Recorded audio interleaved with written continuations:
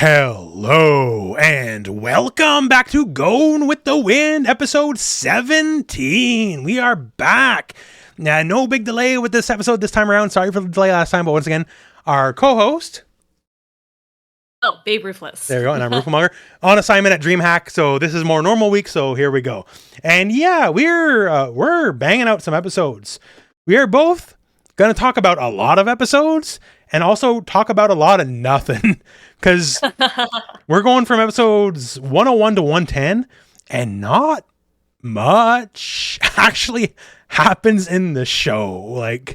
Yeah, it's a whole lot of just like setup and conversations, and it's like lots of setup. Yes, and so the whole big thing that's been happening, and we can get into some other side topics as well, but the whole big thing that's happening right now is they're counting down from 10 days or whatever until this human sorting event happens. And Killua's it's literally written out 10, 9, 8, 7 on the timeline. And they're literally just crossing out like that, which I thought was kind of funny because I don't know anyone that does that. But and literally every single day they're 9 days to go, 7 days to go. And it's oh my God, this is taking forever. The last major event would have been probably Kite and the kids being ambushed by Neferpitou. And that was 20 episodes ago. Granted, the kids training a little bit versus Knuckle and all that was cool. But very little has actually happened since then. Yeah, man, you might be right. Because, after Gon loses his powers, I mean, that's a good, 10, 15 episodes. And now, another 10 episodes of them just discussing what they're going to do, basically. Oh, I'll say this, and I'll come to it in my notes, There's a lot of really good Neferpitou faces in these episodes. Yes, some of these are only around for a split second, right? But just making a very silly face. And the one thing... we'll come to it as well. I remember you're saying Neferpitou is non-binary or whatever, is they. I did note now, because people are actually referring to Neferpitou as a third party, and they do keep saying they specifically, never he or she. It's always specifically they. So I guess this was planned out, and this was 2011, right? So yes, the wokes were at it this far back in the day. Could you believe it?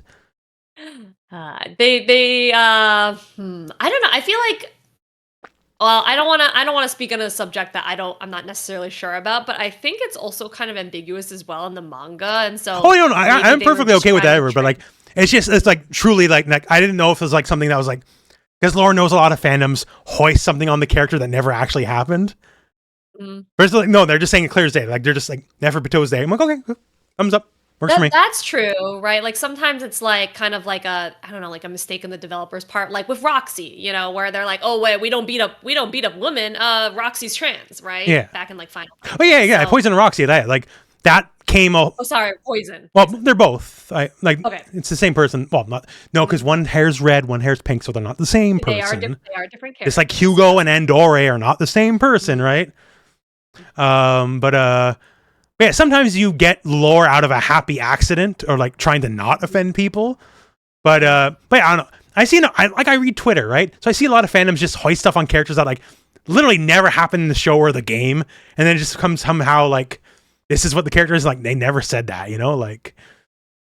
Well, okay, in some cases I do see the fun in doing that, when you ship characters together. Yeah, but what's the new big one? Dispatch is the one people are talking about a lot, right? And I really do want to play that. It's is it okay? I'm going to fact check myself. Is Dispatch actually Telltale? Because I know it's a Telltale style game. Okay, so a choose your own adventure type thing. Okay, so it's ad hoc. It's not Telltale, but it's okay. You're a dispatch, and I've been a dispatcher. I was emergency police medical fire dispatcher, right? That was my job before YouTube, so I know a lot about that. And you are a superhero dispatcher. You dispatch superheroes. Oh, I think I have seen clips of this actually on Twitter. Yeah, and this has been blowing up. It's been doing really good. Yeah, so literally there's a crime happening, and you could dispatch your various heroes. Oh, that's interesting. Oh, they all have different stats. Oh, yeah. That's fun. Actually. But the thing is, there's romance options and all that kind of stuff too, right? So I've definitely seen a lot of people like shipping. That's the one right there. Everyone's complaining. Her, like this not Karlak woman. She's not romanceable. And everyone's like, why the fuck is giant muscular red woman not romanceable?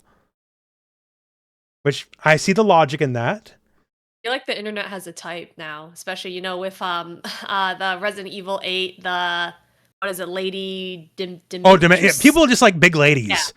We went from like nothing for big ladies, and now everyone like 7-foot women are now in demand. Mm-hmm. Right, that's one of the two. The blonde blazer is one of the two romances. Mm-hmm. And she was there a second ago. Seems like a very safe choice. Yeah. It's like the safest possible choice, honestly. Mm-hmm. And there's a girl who looks like similar but legally distinct from Vi from League of Legends. Oh, okay. She's got like spiky colored hair or something like that. Yeah, she literally has like a collared jacket and everything. Like, she was in the trailer a second ago. That lady's cool. Not her? Not her, but okay. Yeah, from Wolf Among Us and Tales. Yeah, the original Tales from the Borderland. Even if you don't like Borderlands, it's still worth a play. That game's actually amazing. I have a lot on my list now that I gotta look at. But I just finished. That's Invisigal. Oh, okay. I see. She's got purple hair. I finally have one game off my bucket list, technically. Although I'm gonna go back and do all the side missions because I just finished Expedition 33. Yes, and we've talked a bunch off the podcast. I'm very happy you did it. So now, before anything else, would you say the game is Game of the Year material?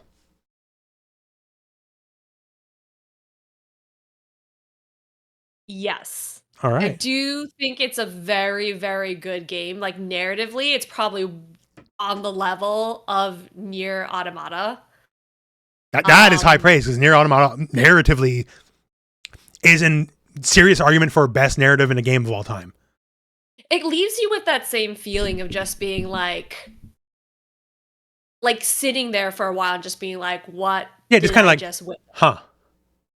Right, exactly. You have to like take some time in to absorb the ending. And then like, as I was like thinking about the ending more and more, I was realizing like, oh, this happened in this. Cause I also watched because there's two endings. There's two endings, yeah. They're very different. Like Yes, I watched the first ending that I chose, and then I watched the second ending, and then I sat there just like thinking about like, oh, actually this detail happened in this ending. And then I was like, okay, but then what implications did that actually have like on the other there was just like so much now like, well, it's not supposed to say which. There's a Verso ending and a Mael ending, right? Mm-hmm. Now I don't have the stats. I'm very certain probably 90% of people pick the Verso ending. Because in your own words, that feels like the right one, at least out of the gate. It does. And that's definitely the tearjerker bait ending. Like, if you come out of that ending like no kind of emotional, you're probably a robot. So actually, not that I didn't cry. So I was a little bit like teary, sniffly, or whatever at the end of the Verso ending. Not to get too much to it, but there's a point where like everyone's kind of waving at you, and I was like, oh my god, I was like kind of like sniffling. And then in the Mael ending, this is kind of going into so for me, because well, if you've watched at this point this fucking long enough, I have a different personality type than most people, right? But like for me, I definitely picked, given what was presented to me, the options, even though, and I was sitting there for a second because like, well, Verso seems like the one they want you to pick. Yes, but 100%. But given who I believe to be in the right at the moment, which people can have different perceptions of that, I definitely believe the Mael ending was the right ending to pick at the moment, and I picked that one first. Well, so I would have thought the Mael ending... Okay, well, I did pick the Verso ending first, but I would have thought the Mael ending was perfectly fine, except for the very last, second of that where they show her... It's there to tell you it's not perfectly fine. Like, to be clear, right. We're talking around it because, if you've never played it, I'll shill. You literally owe it to yourself to play it. It is that good. It is a really good game. But neither ending is the good ending. That's what I'll say. I think I told you that from the beginning, right? Yeah. Both endings are the very French ending. You'll not be happy with either ending, which is the point. Yes, they're both very bittersweet. It is not that neither one of them is narratively underwhelming or unsatisfying. That's not it. Mhm. It's just there is no perfect ending. Right. Like in an ideal world, there would have been a middle ground where you could have taken the best parts of Verso's ending and the best parts of Miles' ending and smushed them together. Yeah, they But would put like a fucking Fire Emblem, sell you the Game of the Year edition, then you have the Golden Path ending. Right, exactly. Like what they did with the Birthright and I'm forgetting the name of the other path, but the Nor path, and then they finally added that third path or whatever, the true one that they did in they referenced in the Corn Smash trailer. But anyways, it's that was totally off topic. But yeah, it's like in an ideal world, if these people had been more, for lack of a better word, like more normal or like more healthy, I guess, in their mindsets, like there could have been a third option. Well, that's the thing. Once again, we're talking around it, but they're profoundly damaged in all their own ways, right? And that's the reason why Evangelion is the best anime of all time, because it's the same thing. But in the end, now that I think about it, Expedition 33 is an Evangelion ripoff, as everything is. I just kind of linked the chains together there, right? But yeah, like it's just the only truly good people get fucked over in the game. It's just it. Like the people who are just generally no problems are the people who get fucked over the most in Expedition 33. Yeah, it and is no matter how you do it. Yeah, there's one of the endings where like some of the characters are just like staring at you and you're just like, oh my god, like what have I done? Yeah. Why did I choose this ending? Even though quote unquote that's the right ending. Yeah, well, it's a very haunting picture. That bit stuck with me for days. There's a character who, let's say, is very unsatisfied with the turnout of how that ending is going to be. And that character is, in my opinion, 400,000% justified. And if I was that character, I would have killed that person on the spot. So. Yeah, oh my god, it's like hard to talk about this without spoilers. I do want to avoid spoilers just here, because if you haven't played it, like just play it. It's just play. Like if you just not even critical path it, even if you do like most of the side content, it'll still take you like 30 hours. And if you do critical path it, it'll probably take you like 20. It's not. Yeah, I went through it pretty directly. I had like a few diversions, but I think my playthrough was about 25 hours. Yeah. So. See, that's actually what sold me on the game originally. Because like a lot of, oh my god, so here's JRPG, it's going to be a fucking 100 hours, right? And like, I don't got time for 100-hour games no more. But I was sold on, it's like, yeah, you can beat it under 30 hours. I'm like, really? Oh shit, then maybe I will play this. That was the actual selling point originally, was I could beat it in under 30 hours. And I think my clock says 29 hours. And I did most of the not Act 3 side content. Right. Now, Act 3, there's like 20 hours of side content in Act 3. So that's where it gets crazy. But if you don't do that, it'll take you about 30 hours. Right, yeah. You can skip all of that. I mean, now that I've beaten the game, I'm kind of going back and doing... There is some pretty significant expansions to the story. Like at least a greater understanding of side characters. Yes. For sure, because there were some characters like that the sister. They go more into the sister. Yes. Yeah. Exactly. The sister. I was like, Clea. Yeah. Clea. I was like, I don't really know much about her, but nor are you meant to until you do her stuff. Right. And one of the endings, she's kind of like giving one of the characters like a very significant look. And I'm like, what does this look mean? You've barely been in this game the whole time. Yeah. Right? And I'm sure if I went and I did her side quest. To be fair, she's like one of the greatest exhibits. She's barely in the game, but like. For things you learn of the world of consequence to like words spoken, because she only has like outside of the side content like 4 sentences of dialogue. She expands the world in a very big way, right? Like interesting. Okay. Huh. Okay. Well, I mean, I'll definitely have to go back and do that. Like, I'm doing one of Miles' side quests right now. I did. Well, just like saying like, the painters, which that's not a spoiler. Painters, right?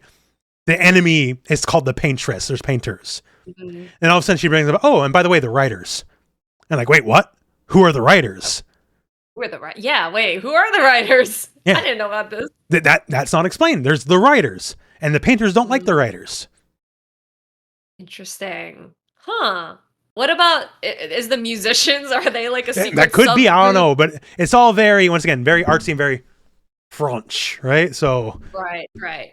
Yes, it's a very like narratively rich game. I mean, it just the plot, the story, the characters are so well fleshed out. I mean, that's in my opinion, that's the most compelling reason to play the game. I also think the gameplay is quite fun as well, but it's it's not actually like just a good game. It's a good JRPG. hmm Like technically it's an FRPG, I guess, being a French game. But yes, but it's very inspired based off of like, Final like Fantasy. now that you've beaten the game, right? Like it's literally Final Fantasy X. Yes, it's very, very similar to Final Fantasy. I will say the one thing that I kind of hesitated on, why I was like thinking for a second, like, isn't my game Here, in I'm here? going to write The you one one thing, thing because I don't want to spoil, but I'm just okay, but the one thing that kind of made me hesitate on if it was Game of the Year or not is actually like I do feel like I could have.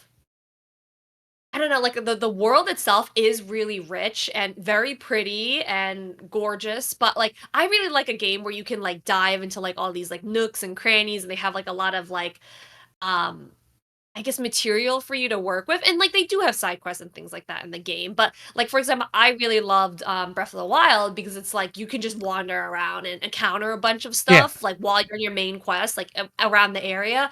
But it's like in Expedition when you have like a certain area, like you're kind of there for just that one task, Yeah, and then it's there's like no reason to go back it's to definitely it. no open world or nothing like that. Yes, it's definitely not an open world, so It's that's definitely part of the no reason why Breath of the Mild. yes, because I also played like Tears of the Kingdom, which now I'm thinking about it, did that come out last year? maybe Maybe the year maybe before. that What eventually it came came out. out, or no, wait, no, I was gonna say it came out when the Queen died. They were gonna announce it, then the Queen died, and then like, oh, by the way, we got a name we shouldn't say when the Queen died. Okay, wait, Tears of the Kingdom. I'm just like curious when. Because I remember like they delayed the announcement of that game or the name of the game. Yes. Okay, it came out. Okay, 2023. Never Yeah. mind. And I don't. check your Discord messages for a moment, Oh. because this is the Final Fantasy X link. I want to say I can't say, but does that make sense to you about the nature of the world? Given the nature of the world of Final Fantasy X as well. Okay, wait. So, I need more like I need more explanation, but I don't know if you want me to say it out loud or not. No, that's something we're going to talk about later. But just Okay. it's something like because the battle system's already sort of like Final Fantasy X. The one Yes. dungeon with the dancer boss, the giant dancer, Mhm. is Bahamut's dungeon from Final Fantasy X, like almost 1-to-1. So like Mhm. it's rotten with Final Fantasy X stuff, and then there's like Oh, a you plot mean point. the Cyrene Cyrene, yeah, boss? like the giant Yeah, lady, yeah. yeah, Yeah. like She's one of one the of two titans or whatever. Axions or whatever they're called. Yeah. But yeah, so like that dungeon's like the dungeon you get Bahamut in Final Fantasy X is like almost the same Mm, dungeon. Like the teleporting right. pads and all that shit. It's all the same thing. Well, I think a lot of well, I mean, there are a lot of dungeons that have like that sort of like teleporting No, but aspect, it's though, they right? just move in like the same like you're on rails while it's moving. It's literally the same as in that Ah, dungeon.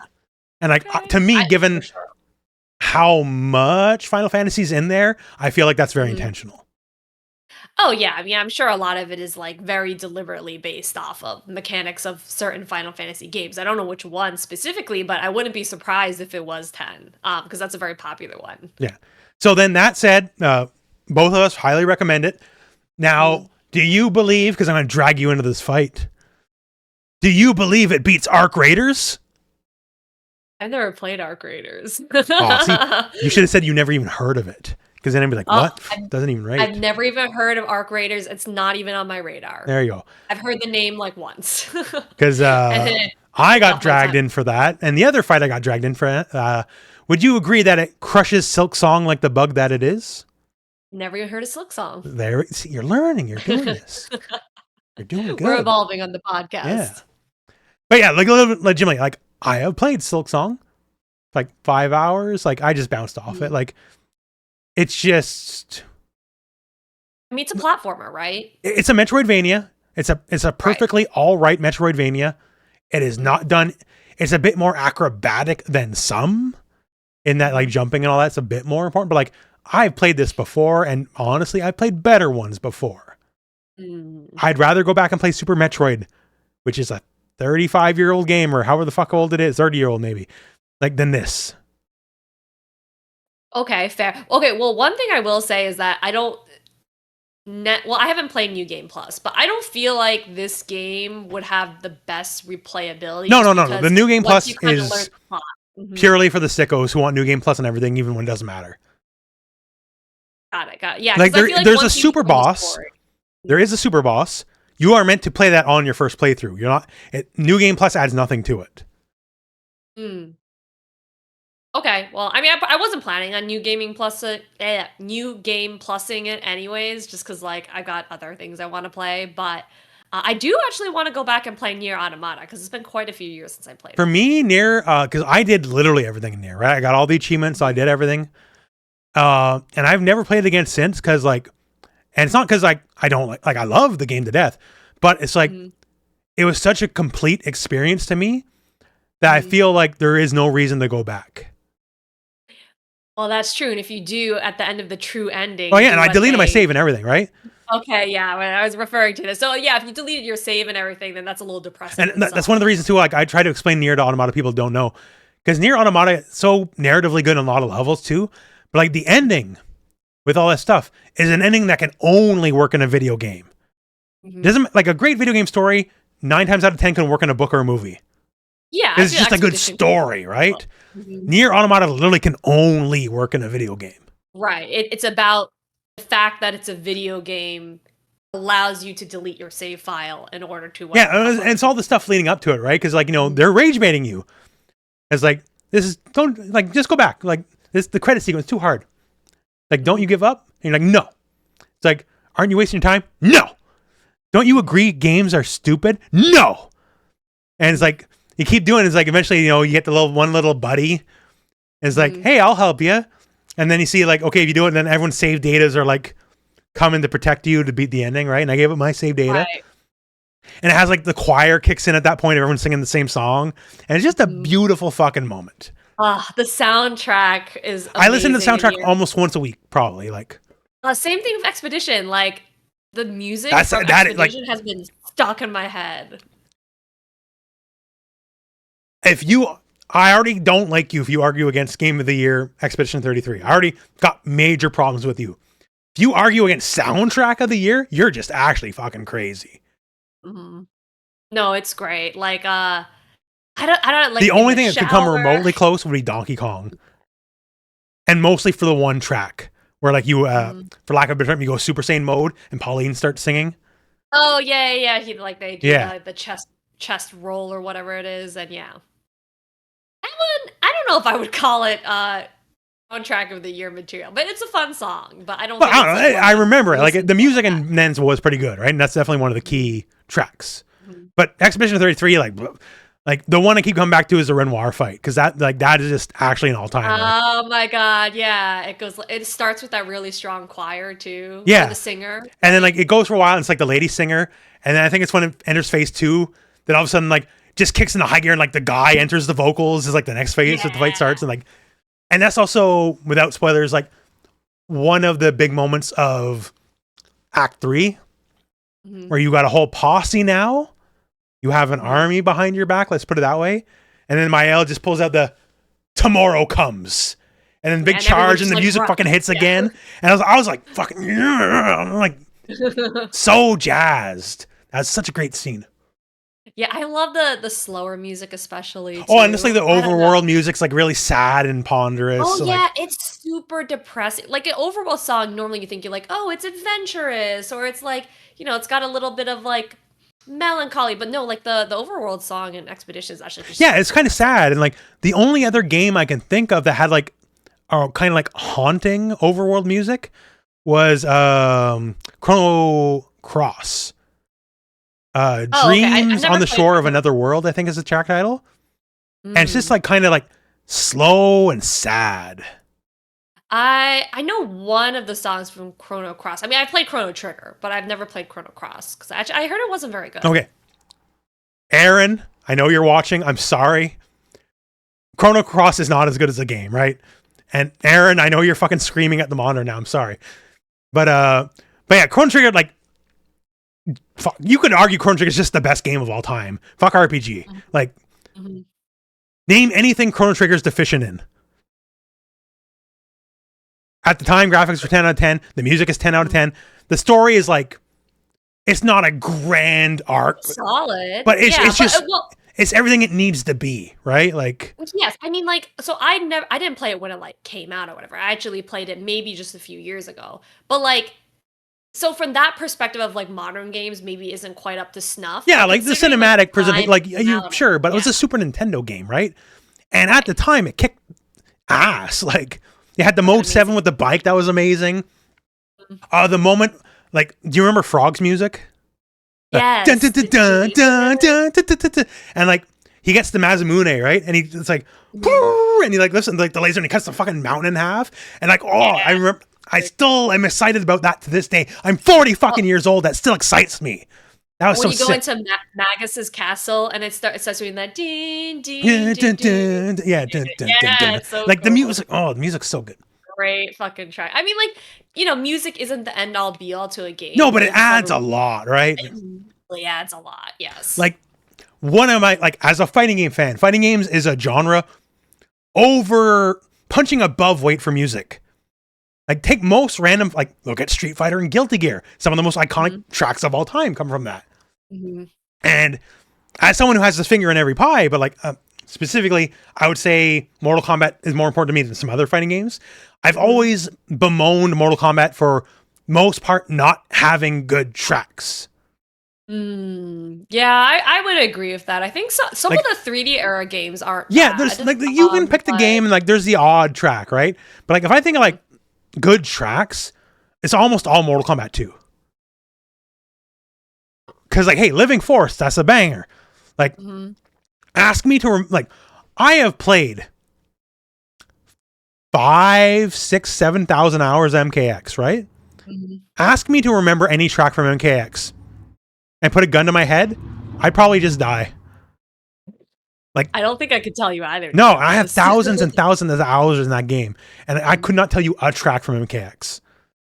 I'm trying to think. Yeah, say Mortal Kombat 1. Yeah, same thing. I couldn't tell you the name of any song in that game. I can tell you Mortal Kombat 2, because Mortal Kombat 2 has a lot of good tracks. Deadpool, fucking Living, like a lot of good tracks. I could probably tell you a bunch from Deception. And that's about it. Versus like, I think you're right. Almost every Street Fighter game has tons of bangers. Like, the worst Street Fighter game for music is probably Street Fighter 6. Like, realistically. Because like, okay, well, Street Fighter 1, I guess, but okay, yeah, I don't think most people really count Street Fighter 1. Like, I mean, heck, I feel you have Sagat steam burn in your head. That's it. But yes, but like Street Fighter 2 is non-stop classic. Street Fighter 3 is very different, but history sort of redeems Street Fighter 3's music. Street Fighter 4 is just remixes of all the fucking classics. Street Fighter 5 is, I think Street Fighter 5 has the best soundtrack in Street Fighter. That's probably controversial. I think it's the best overall because the remixes they did. Like, I think it's the best version of Ryu's theme. I think it's the best version of Vega's theme. I think a lot of those remixes are great. And a lot of the original music, I think, is also great. Like, even if it's different, like, it was the first one to add vocals, right? Yeah, I actually find that stylistically wise, I actually sometimes have trouble differentiating between, like, 4 and 5's music. But well, because it's mostly remixes, right? It's just which remix is it? Exactly. But then, like, Abigail, they gave him, like, a fucking butt rock metal song, you know, pedal to the metal and get out of my way, like, all that, right? And, like, is it stupid butt rock? Sure, but, like, that's perfectly fitting for Abigail, because that's the kind of guy he is. Yeah, or, Ed gave him the lyrical rap song, right? And it's, like, a song about holding his soul up against M. Bison. You know, and my soul is my soul in the eye of the beholder. Like, you know, that was cool. And, like, it definitely helped lean into, like, his overwhelming, like, white boy rapper vibe he had going on too, right? And then Street Fighter 6, like, is, I don't know if it's the best track. It's definitely one of the better tracks, Street Fighter 6. They gave him another rap song. It's in German. Okay. Now, why is he German when he's a clone? Because Bison's not German. I mean, but Falk is a German name. No? She's German. Why is Cammy British? She's a clone. I don't know. Maybe they really adhere. The Capri's Russian. She's the same clone. I don't know. I guess it's. I mean, Street Fighter doesn't really do too well with. Like, no, it's one of those things. That, just like we've been doing with the whole podcast. You put any amount of critical thinking on it, it falls the fuck apart. Oh yeah, no, Street Fighter especially. Because like, the other dolls are actually humans. They're captured and brainwashed. So like, they're whatever. Like, I'll give you the worst example in fighting games. So officially, K-Dash is origin ethnicity unknown. He's just like weird brown Kyo, right? He's like, yeah, he's ethnically ambiguous. Yeah. Chrysalid, who is the clone of K-Dash, is Irish.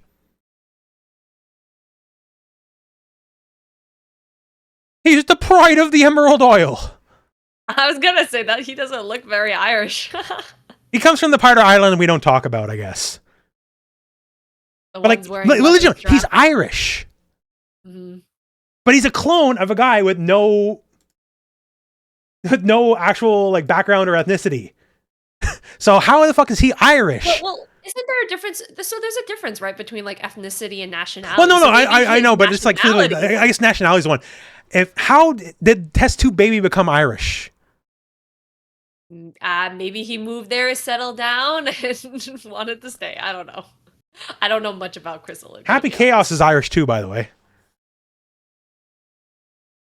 I thought he was just I don't even know what I thought. I just thought he was like some sort of like devil thing. Zombie devil thing. Oh, well. Like, I guess if you go back before like the weird timeline started, I guess he was a regular guy. So I guess it could, but he's only really been mostly presented as I'm a blue devil man, right? So that's my assumption. Yeah. Like, at least there is like, there's some fitting. Like, the Williams sisters are Irish. Right. I mean, okay, that makes sense. That's fine. You know, like, although Anna's always been problematic.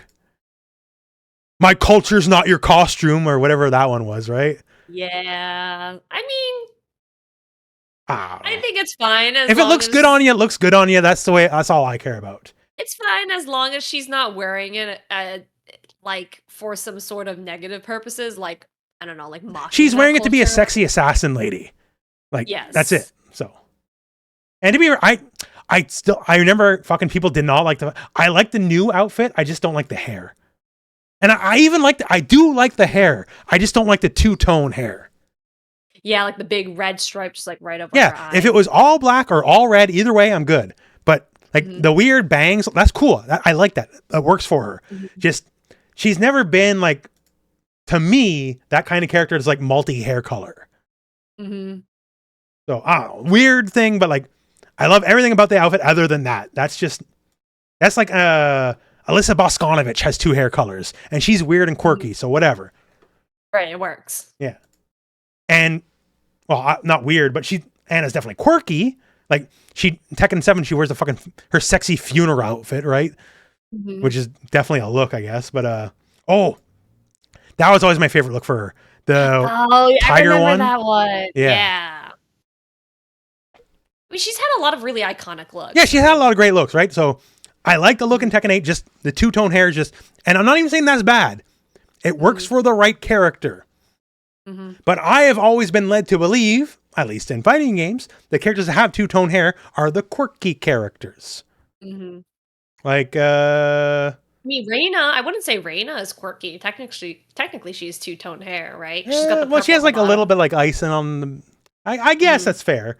I just mean like flow, like one color. I see. Like straight down the middle or something. Like Alyssa or Tira.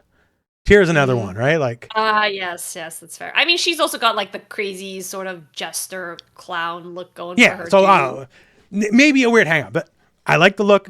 I just think if her hair was all red or all black, it would look cooler. I have nothing against two-tone hair. I probably made a character in a video game at some point that had two-tone hair.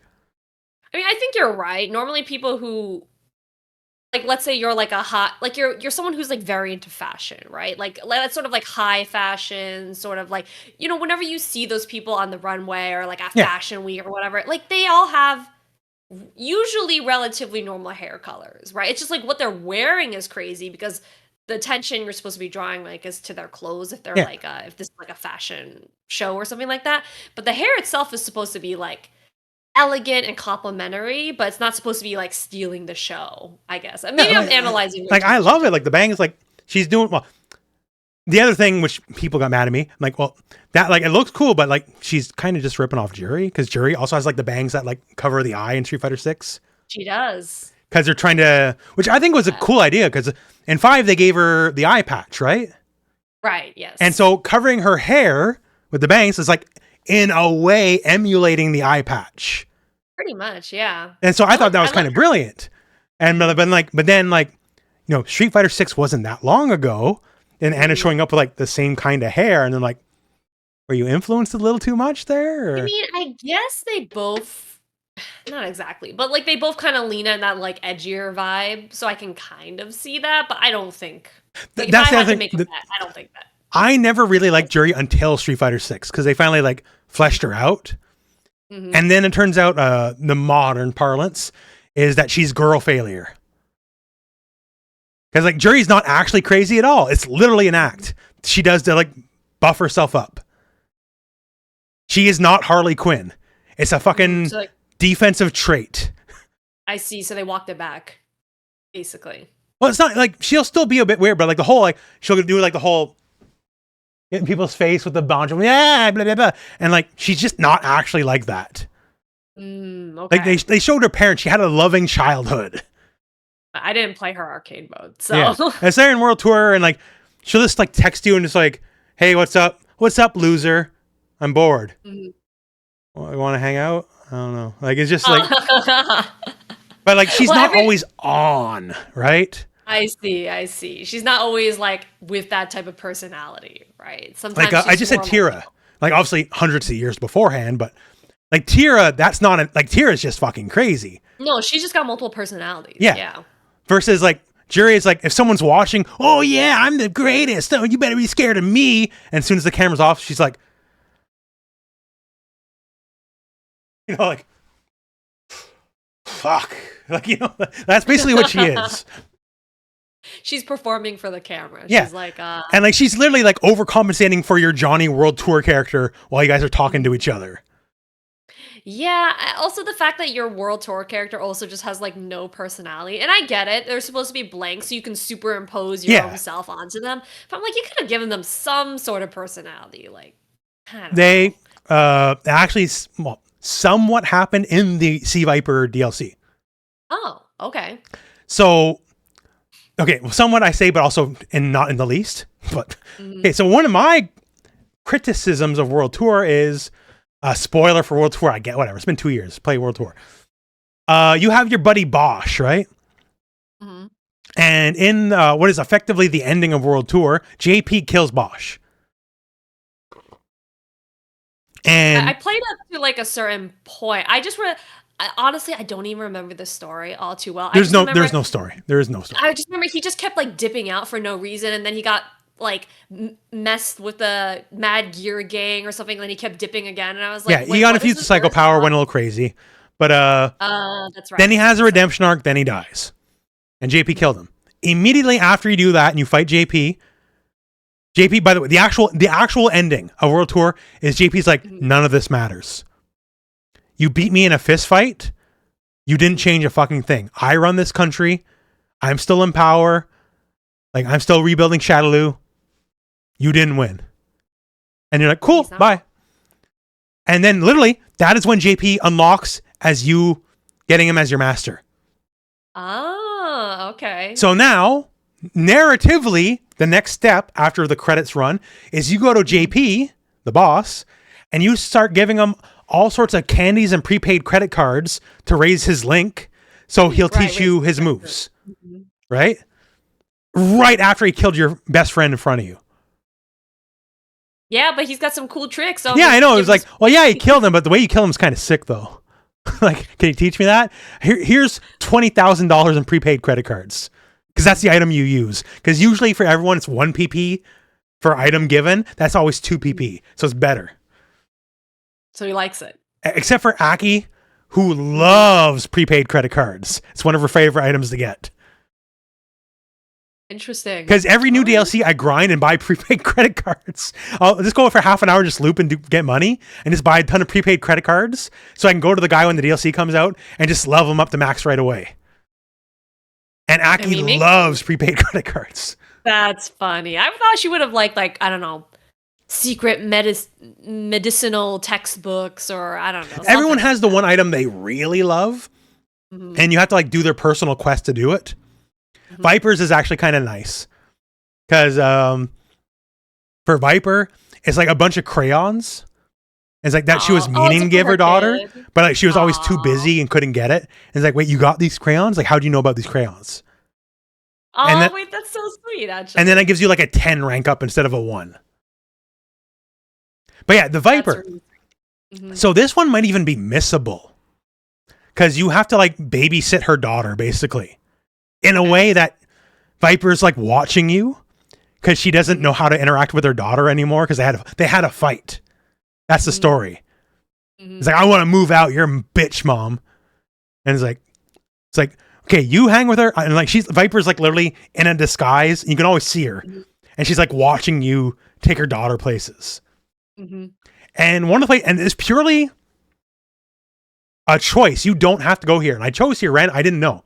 But you go to the pizza place. You go to it at the start of the game when you first meet Bosch. And it's like, oh yeah, we can eat pizza. And then it has a fucking flashback to your character and Bosch eating the pizza. And it's like, man, remember Bosch? And like, why are like 2.5 years into the game, are you picking up this dead plot line? That we remember. This is literally the first time Bosch has ever been mentioned since he dies in launch. And it's just like, what? It's like, oh, we're back here again. I thought he was dead, but we're bringing him back, even though it wasn't an interesting plot line to begin with. Haha. I want them to do something with, like, the fact that it just ends on effectively a cliffhanger. And then ever since season 2 started, it's always been a fateful day. So you go to the house, you switch your instance to a fateful day. So it's completely removed from the world tour plot. And now that's everyone. So every world tour is just episode of the character, and that's it.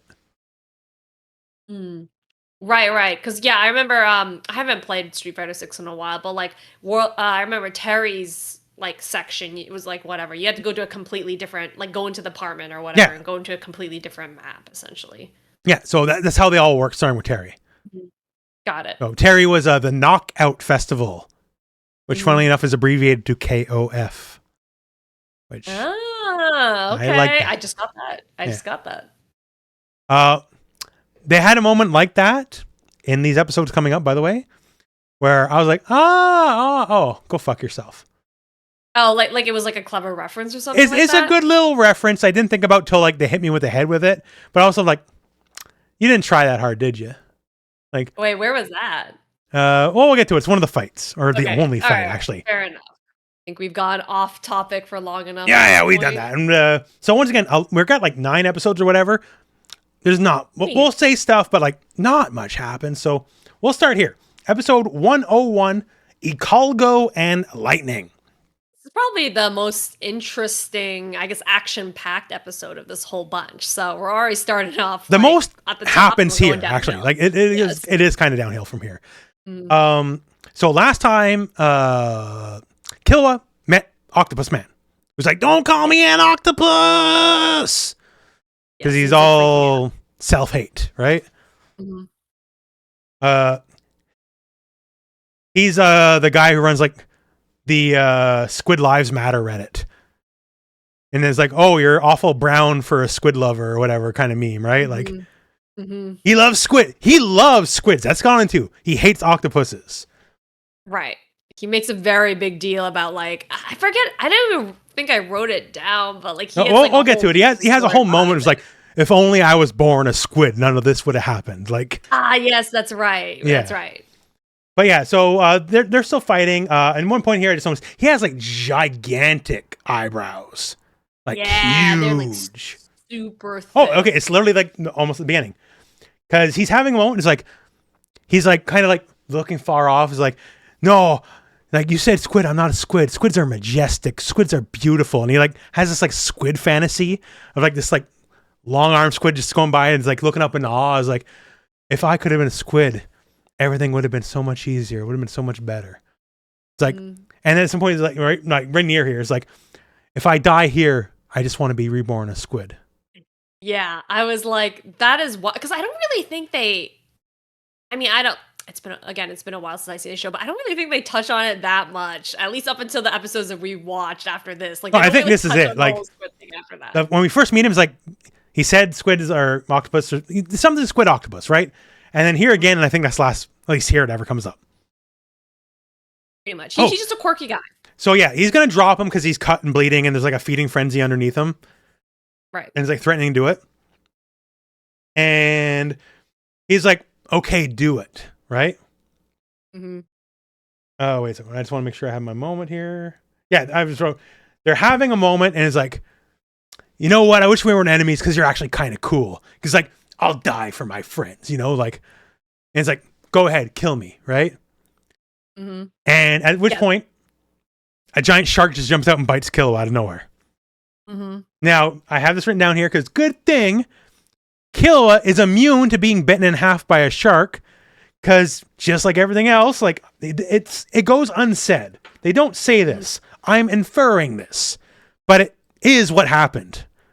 That, oh, my brothers and father tortured me with sharks when I was younger or whatever, so I'm immune to being bitten by a shark. The same bullshit that it always is with Killua, because nothing works on him. Yeah, I mean, he is bleeding, but he's also being bitten in half by a shark, and it didn't matter. Yeah, he doesn't really seem like that injured, all things considered. Like, and that shark was hanging on for a long time. It wasn't like, oh, it took a quick bite and like swam away. Like, no, he was on him for like a good. Yeah, it's good for like a couple minutes there, right? Mm-hmm. And then we go to what I've written down here as some curiously attractive fish people. Yes. Oh my god. Wait. Okay. So like, what is the? Okay. So obviously Rikuo, like, curiously attractive for a fish man. Like, there's a character that I know from like this really obscure like web comic series called Nylock from like it's like a series called Tome. Anyways, like what is this kind of like fishman dragon creature that kind of speaks in this very like sort of like pompous type of voice? Like, that must be an archetype or a reference to something. You know, obviously like the original thing comes from Creature from the Black Lagoon, right? But he never spoke. So, like, the pompous act that the American cartoon invented for Rico, that shit might have started with him. Okay, maybe. Because I can't think of a pompous, like, other than, like, which is not the same. I could say other than Namor, but Namor, okay, yes, technically he's a fish, I mean, he's not a fish man, right? Mm-hmm. So, the whole curiously attractive, like, all that shit starts in the Darkstalkers cartoon, as far as I know. Boy, fair enough. I just didn't know if it was like a specific like reference to something that I just wasn't getting. Like, but like, yeah, the pompous fish man, like that starts there, as far as I can think of. Okay, like that is the greatest legacy of the Darkstalkers cartoon. Yeah, I actually just finished watching the Darkstalkers cartoon. Yeah, it's not very good. Well, it's actually kind of. It's good and like good, but it's kind of funny. So good as bad way, but it's like objectively just not good. Yes, but yes, the Fishman one, obviously, like curiously attractive for Fishman, that comes out like many times. Also like Pyron having an older brother and like Pyron getting. When he's just like a sassy little bitch around his older brother, yeah. The Pyron's like kind of like pathetic, honestly. It's really the guy who killed the dinosaurs. He's like, oh, my brother. Blah, blah, blah, blah. I have to show my brother that I'm, guarding Earth correctly, or I've taken over Earth. Right? Yeah. The only other thing I remember, because it's a bad line, but a bad, great line. I can't even remember the context, but they're talking about Morgan with the fucking nerd kid who's in the show.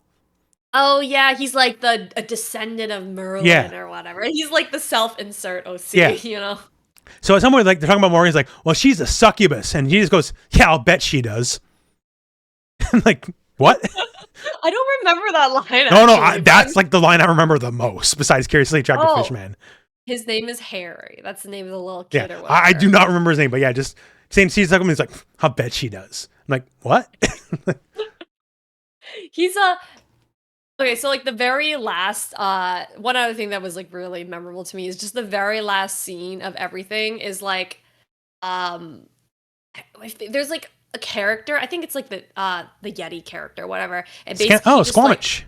Sasquatch. Yeah, Squamish. No, Sasquatch, not Squamish.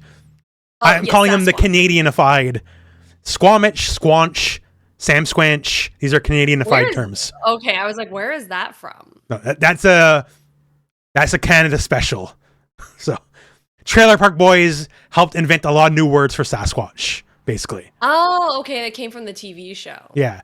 The boys are drunk. One of them didn't know it was the other one, and just like beat him half to death with a baseball bat, thinking he's Sasquatch. So, Sam Squanch. I feel like that show is basically like a cultural phenomenon. It is. It's literally Canadian culture is these poor drug addicts in the Maritimes. Mm-hmm. I mean, it doesn't sound too far from like where you live, so no. That's the one fun thing. The poor experience, I think, is mostly the same wherever you are in North America. Fair enough. So that's fun. That's fun. All right. Can you confirm or deny that it's like an accurate portrayal of that, or it's played up quite a bit for comedic effect? Naturally, I mean, enough, that's fair. It's a show. But yeah, small town or trailer park in this instance. Big time drug problems, big time police problems. Yeah, it checks out. Fair enough. But anyways, back to the show where we're talking about these sexy fishmen. Yes, very attractively fish people. Yes. But they're siblings. I thought they were dating at first. I was like, no, but don't worry, they do kiss each other. So.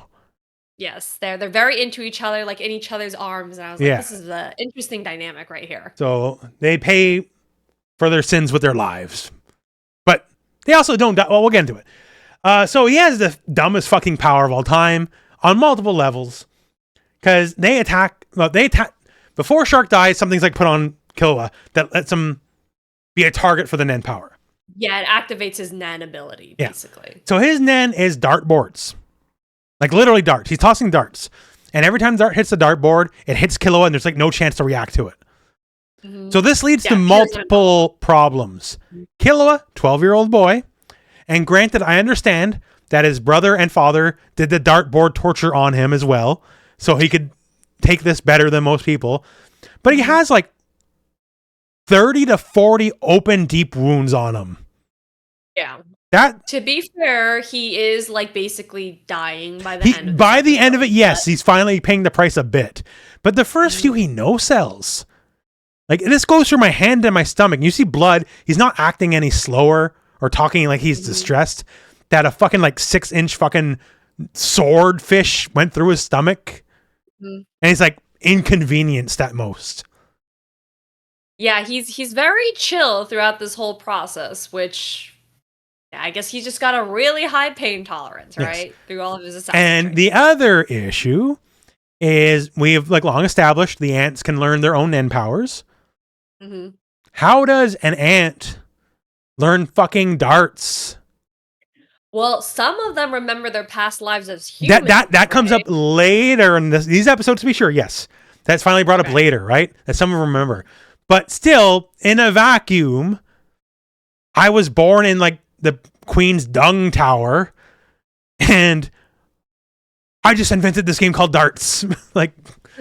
Yeah, but not just darts. Also, fish darts. They're playing darts by like very specific rules. Well, they're playing like 501 or whatever. Like, yeah, which is I'm like, okay, like those are like a specific rule set you have to apply to dart. But actually, if you remember, Beaky or Colt actually does remember his past life. Yes, they kind of they go into it. Like that is finally explained to a degree, which I don't know if I'll agree is satisfactory to my wants, but at least they fucking tried to put a Band-Aid on it. Yeah, they sure remember an awful lot, considering it's supposed to be like, I think they explain it as like, it's like more murky, they don't remember. Oh, they're definitely new people. They're not, they're food. They're not reborn. Like the scorpion lady was turning the humans into ants. But every other ant was born from the queen. Like they ate the person, and somehow, to some degree, their soul or memories recycle into the new form, but they're definitely not that person. Oh, yeah, no, definitely not. But they're influenced by... Yes. But like I could buy like my memory, because it's not their memories. They're a new they're a new person. They're born from somewhere else. Versus the Scorpion, I called her Scorpion Queen. That could have been a movie. Why is that not a movie? We have the Scorpion King, Scorpion Queen, or Scorpion Lady. Oh yeah, just do it. Like, we need more Conan. The Scorpion King's a knockoff Conan movie. We need more Conan movies. Just get a Jack dude or a Jack lady. Because like the 80s Red Sonja movie has Bridget Nielsen. And she's also gigantic too, right? Also has Arnold in the movie. Arnold is not Conan for legal reasons, even though he's absolutely Conan. But 100%. He's in the movie. But anyways, more big people with a sword fucking up people smaller and weaker than them.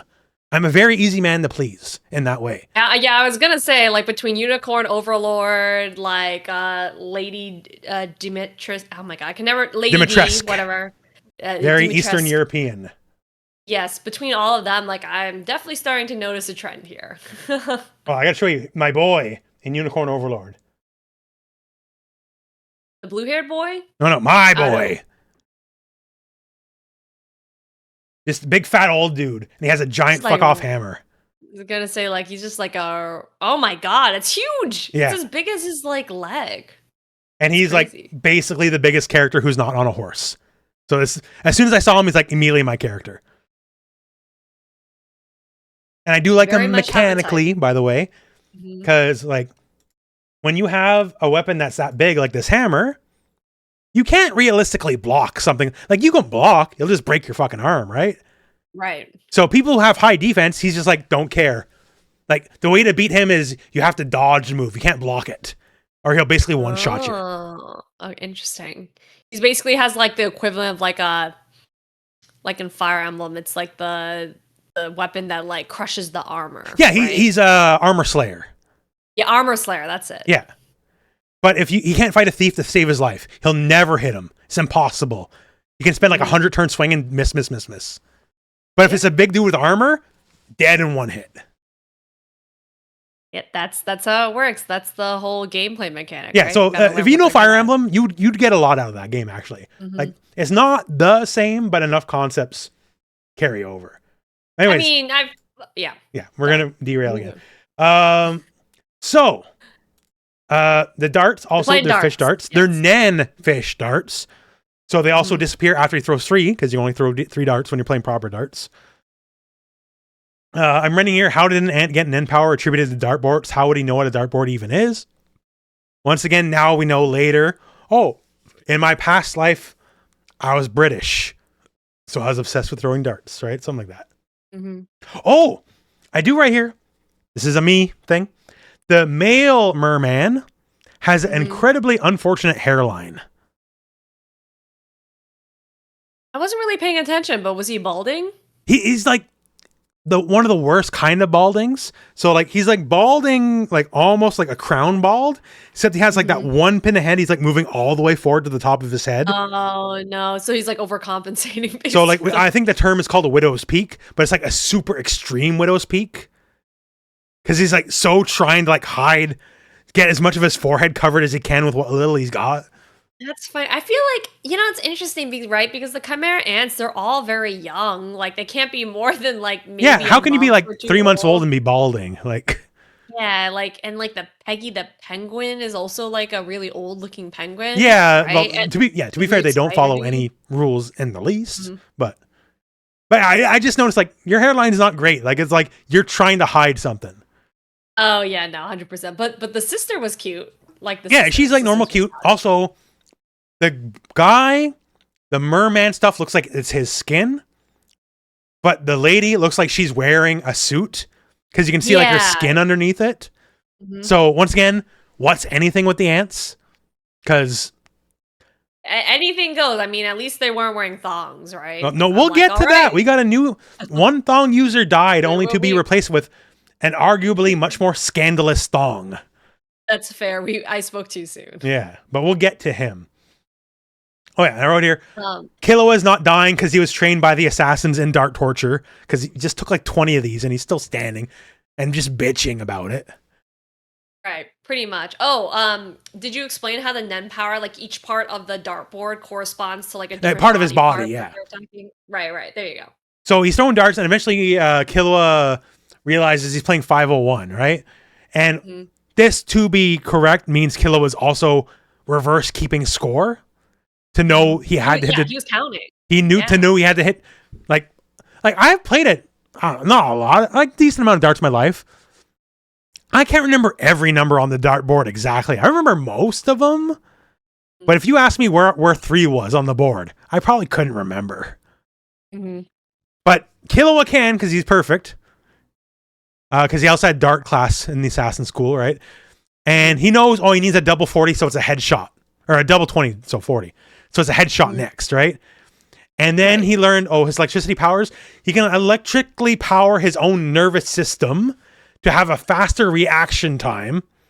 Right. So he can catch the Nen fish exactly as it hits on his body. Mm-hmm. Which then it looks like to them, because they can't see him, they just know, it always hits, so he's dead. Mm-hmm. And it turns out, no, I used my assassin power, didn't actually die, used the suction cup from Octopus. Ikalgo. Yes. And like faked it or whatever. And then he chops off both their heads. Like he Viltrumite styles it. And I'll call it Viltrumite style because like I know he has the tiger claw pierce, which he's done a lot of times. But the chop I just associate with Invincible now. Mm-hmm. It's like they kill like 40 people on that show with that move. And they're still talking. The little, that's the questionable bit. Because not only are they talking, they talk to the point where the conversation's done. And it looks like, and they're just like bitching at each other, right? Like, just like, how did you, this is how, blah, blah, blah, right? And eventually Killua finally starts bleeding out. And they're still talking at that point. At no point are they dead. Yeah, it's funny because the same thing happened to the ants, like when the king cut off all of their heads, right? He like also chopped them with his tail, and like they were like dead, and these guys are still like yapping away. As far as the show's concerned, I have no reason to believe that they're not still alive. Mm-hmm. They're just heads on the ground because they're not shown as dying. They're not even shown as dying. Like their cadence of speech is not slowing down. Right. Their reactions are still like basically like if they were totally fine. Yeah. You know, they're just having a conversation. They're just they're not even angry about their heads cut off. They're like, how'd you know my trick? That's what they're mad about. Mm-hmm. But anyway, so Killua finally takes some damage for once in the friggin' show's history. And he's like bleeding out from these like 40 consecutive hits. But then, because Ikalgo comes and he's like, you thought I was cool. You're basically my friend now, right? He's like, he's willing to betray the ants to like save Killua. And at this point I wrote down, he's basically Octopus Knuckle. Because like he's kind of has that same personality trait. Yeah, kind of brash, but has like a heart of gold type deal. Yeah. And that's it. There is a point, this episode is mostly what we discuss. They do cut back to Gon and the chameleon dude. And they basically like set up now, okay, now we're friends. We're on the same side. But then chameleon guy's mad because like you trust me way too, like I am on your side. Don't confuse that. Right. I am not, but you shouldn't believe me. What are you doing? Mm-hmm. And then Gon's just like, well, okay, if you're not, then I'll just kill you. And like, no threat, no jokes, just like, I'll rip you in half. The light is just like gone from his eyes when he says that. It's like blank stare. He's just like, yeah.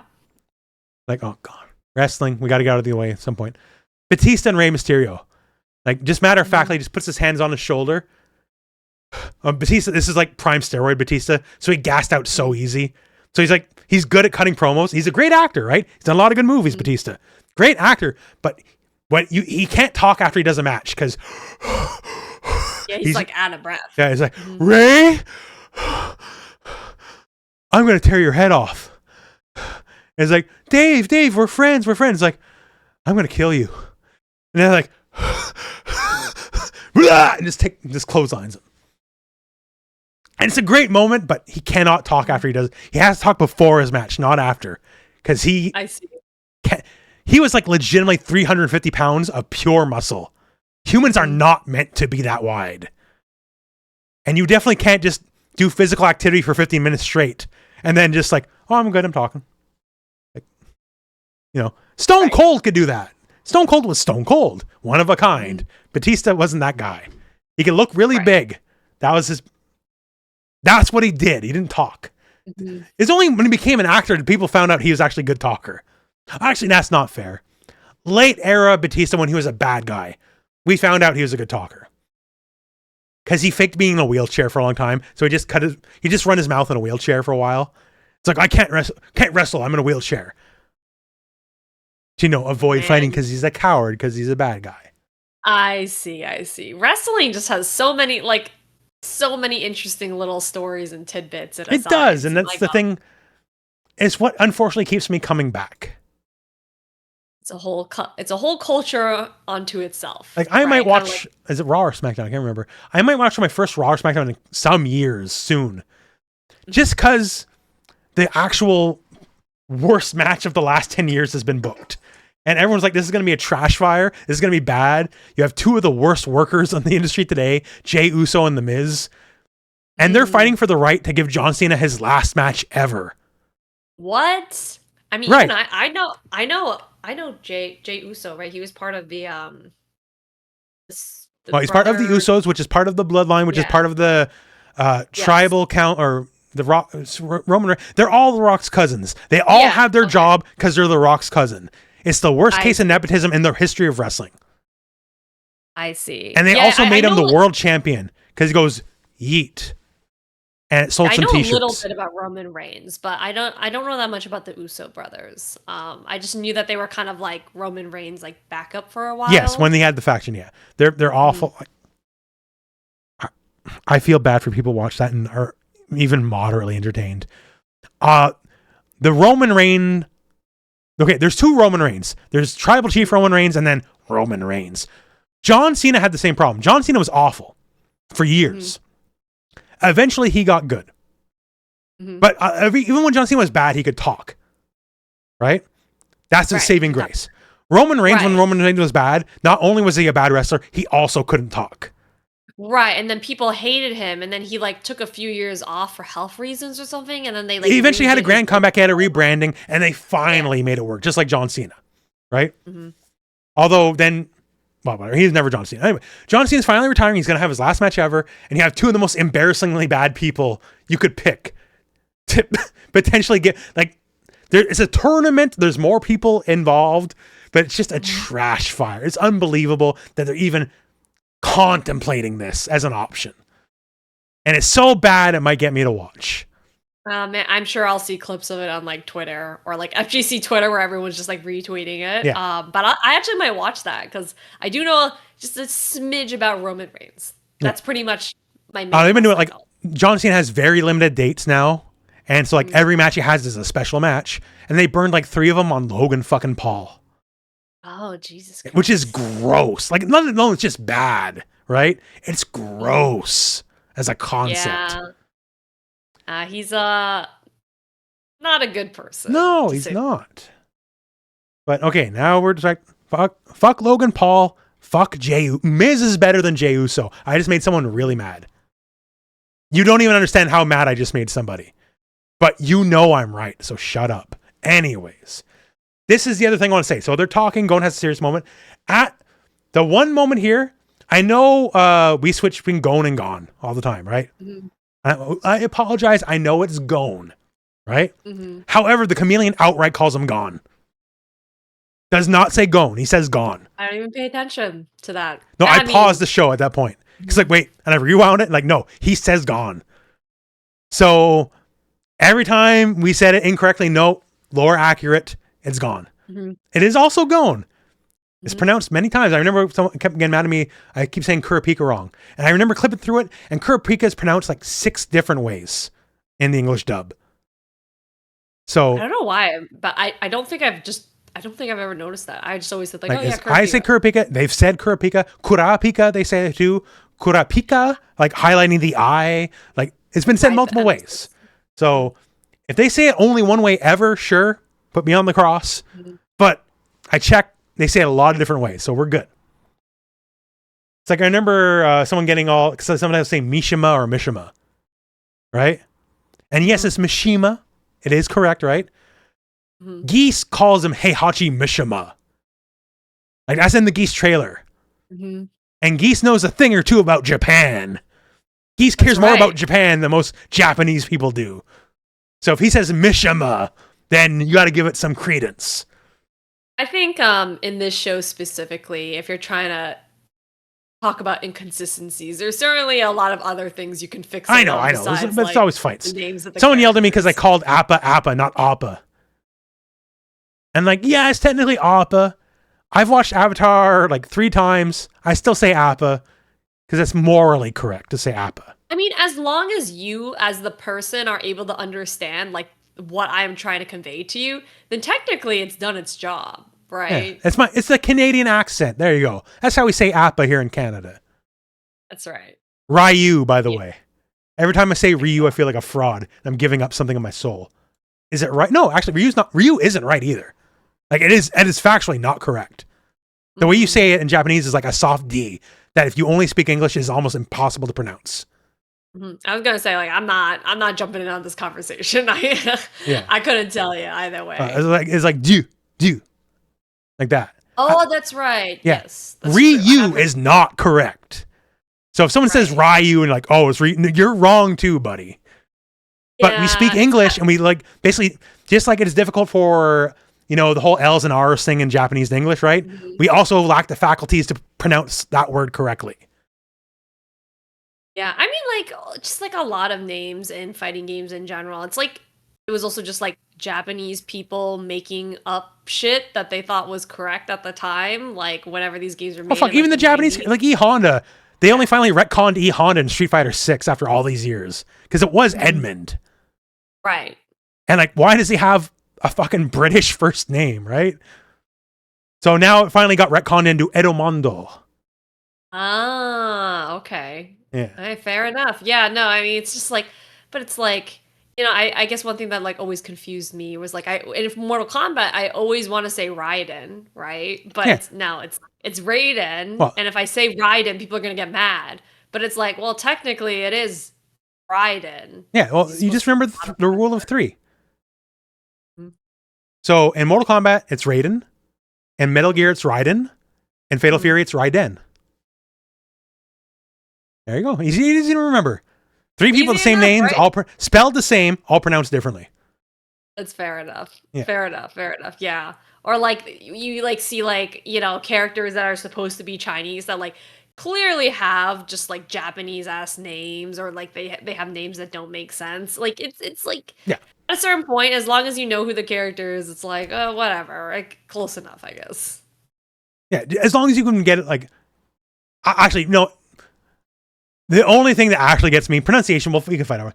It's like just like the, actually it's Goki, not Akuma.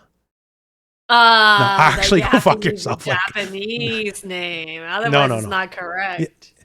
If you're playing the North American version, you say what the fuck his name is on the health bar. Thank you very much. If somehow you imported the Japanese version of Street Fighter, well, more power to you. But you say what the name on the health bar is. I mean, I feel like most people would know who Goki is referring to. Like, we all know who Goki is, but it says Akuma, and that's where the buck stops. Yeah. People would be like, oh, why are you saying Goki, not Akuma? That's a little weird. It's like someone trying to refer to Bison as Vega. No. You can say dictator. I'll allow that. Don't call him Vega. I agree. I would not call him Vega either. People are just going to get confused at that point. Yeah. So that's my old man rant, and that is literally the episode. So we move on to episode 102, Power and Games, if you want to take that. Yeah, opens up very strongly with the chameleon dude smoking a cig. Yeah, he's just puffing darts. Also, I don't know where I have in my notes. He does, like, growing up in Quebec, I thank God don't smoke. I don't smoke because I grew up in Quebec. Like, both my parents both smoke 2 packs a day. Mm-hmm. And so, I know, now granted, I know the Japanese know a thing or two about practice smoking. They are almost on Quebec's level, right?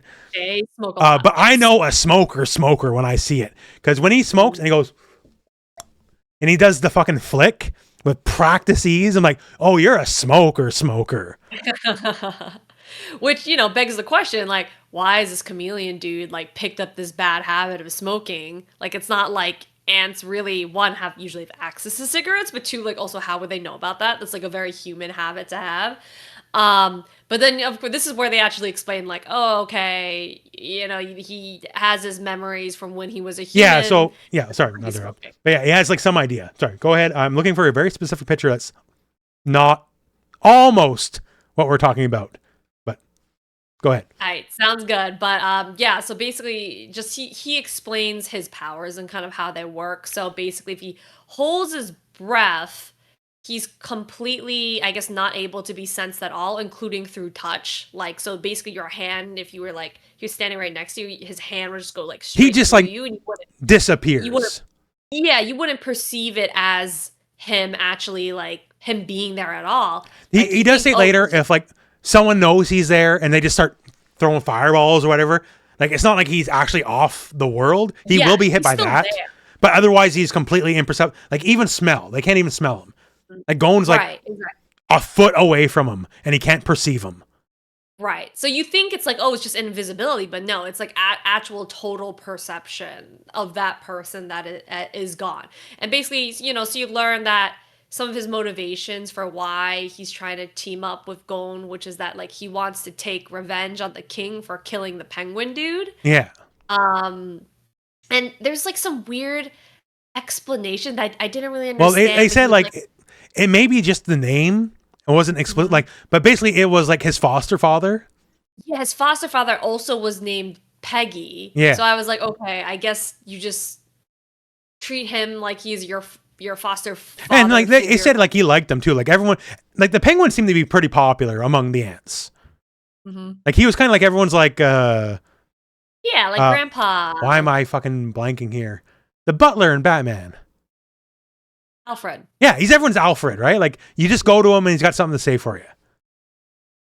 That's fair. That's fair. But yeah, so basically, they didn't really like develop their relationship all that much. No, but like he has some human memories and like it triggered the thing and like his foster father also died or whatever. So like, right. He's basically like, fuck the king.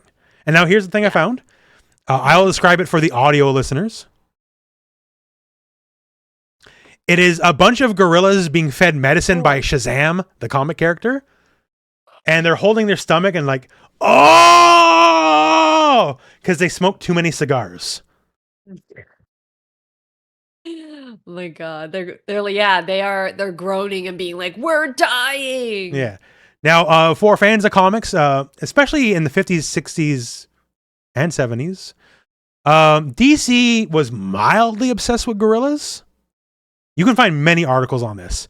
It was financially proven that gorillas sell in comics. If you put a gorilla in your comic, you will make more money. Okay. It's literally the 90s Wolverine rule for Marvel. That if you put Wolverine on a cover, it sells more issues. But like there was a whole like decades of gorillas in DC comics where if you just put a gorilla in, you made more money. So I guess that's why they put this in, right? Why is he feeding him with a baby bottle? Well, you got to be gentle with the gorillas. And this did lead to the more modern age where like every year they'll have like a new gorilla based like special. JL Ape. Justice League Apes. That's funny. Yeah. And I can't remember the most recent one. They had like Constantine, the magic character, as an ape. Yes. He's like a detective. Well, no, that's Detective Chimp. Detective Chimp is a normal character. Ah, okay. Who, by the way, is canonically a better detective than Batman. When Nightwing had to go and like bring someone to the best detective in the world, Nightwing, the first Robin, he did not bring him to Batman. He brought him to Detective Chimp. That's fucking funny. But he's just like straight up an ape who can speak, or he's like a human that was turned into an ape, or well, maybe we'll. There's also the Jungle Society of America where they're all apes. There's a bunch of apes. But yeah, Detective Chimp is just a chimp who got smart, and he's a damn good detective. All right, fair enough. And very unfortunately for the FGC, he is actually cut content from Injustice 2. Oh, I didn't know that, actually. Injustice 2 was going to have 2 playable apes, Grodd and Detective Chimp. We could have had the best game ever made, and we were friggin' robbed. I really would have loved to see what he would have played like. That would have been wild. Well, you know what? Would he be like a Phoenix Wright type character where he's like picking up clues or like evidence from the floor? That would have been interesting. Well, in the never completed concept art, he was like a commando, and he had like a fucking Rambo knife and a pistol. All right, fair enough. Go out guns a-blazing, I guess. Well, it's evil Superman, right? So the whole world's more crazy. But anyways, yeah, gorillas. Because I saw the smoking. You talked about smoking and just animal smoking, and that immediately triggered that. Yes. So, sorry, just to go on. I know you're going to mention here. So, they mentioned the whole sad story, and then turns out he can impart his power in kind. Yes. If he's holding his breath and touching you, I guess it's like he can also make you essentially unperceptible to other people. So yeah, when they show this, I didn't understand what they were trying to say until they said it. So he puts his hand on him and doesn't necessarily show he's holding his breath in the way you can perceive, right? And then they just go to this bird and he's like trying to put the cigarette in the bird's mouth. Oh yeah. And it's like, is he trying to teach Gon how to make like animals smoke? Like, what is this? It was weird for a little while. I also was like, oh, this is an interesting scene that's happening right now. But yeah, the extent of the power, because it's a really strong power, is like not only can you not see it, like if you are invisible and you're like actually touching the person, they still can't know you're there. Right. And also like, as you see, it's not just humans or chimera ants. It's like also animals. Yeah, it's everything, right? Well, so they're basically selling the idea of like, okay, we're going to sneak up on the king. I'm going to make you invisible. You're going to do Janken Rock and just fucking blast him right in his face and he'll never know. Like you just, assassin, like it'll be like an Assassin's Creed moment. We're just going to sneak in and like, cha-cha, and he's dead. Exactly. Like last minute, he'll just like come out of nowhere and just like punch the shit out of him. Yeah. But yeah, so basically he's just showing Gon his abilities, right? So they basically they continue to talk more like throughout this happening. Like he's basically saying, the reason why they like each other is like, okay, the Meliorion, the chameleon dude, he senses something like inhuman about Gon, but then Gon senses something human in him. They talk about how like the owl and bat dudes were actually in the chameleon dude's squadron, but he doesn't really like them, they sort of say like, no, I'm absolving myself of the sins because it turns out they kill people, right? Right. But he would have known that before. Mm-hmm. Like before he sick him on. He put him on Gon. He would have known that at the moment because that was only like yesterday in the show, right? So he's probably, I mean, when you think about it, he's like probably responsible for that. But he definitely is, but he words it in a way that like absolves him of guilt. Yeah, he's like, they didn't like, I don't like them. I didn't approve of them doing that. Therefore, like I had no part in it and it's not my problem. And it's also good you killed them. Yes. But anyway, so basically after that, Gon's like, I would like to introduce you to someone else. Maybe you can be their partner as well. And then he's very like, well, I don't know that. I don't know them. Yeah, I know you. I don't know them, right? Like, yeah, because they're your friend doesn't mean that they're my friend. And Gon's like, okay, let me call them up. Yeah. Right. Beetle phone returns. Once again, paying dividends. Does make a return. And he calls Knuckle, right? And he's like, at first I'm like, who's he going to call? Because like, he can't talk to Killua. So I was like, actually wondering, like, who is he going to call? Yeah. He calls Knuckle. And then finally you actually see that like, Morale is actually like doing something now at this point, and you learn that like the chairman's also like he was the one. I think I mentioned this last time we were talking on the podcast, but like he's like building energy, or whatever. On top of that, Morale, they say is power, deep purple, which funny, and that comes in the moment I'll talk about later. I'm like, go fuck yourself. Like, good on you, but go fuck yourself. It'll come up. And yeah, the chairman looks like he's just God, like. He looks like the single most unassailable character in the history of the show. Pretty much. Yeah. So he's doing his own thing, right? So basically he's like out of the picture for now.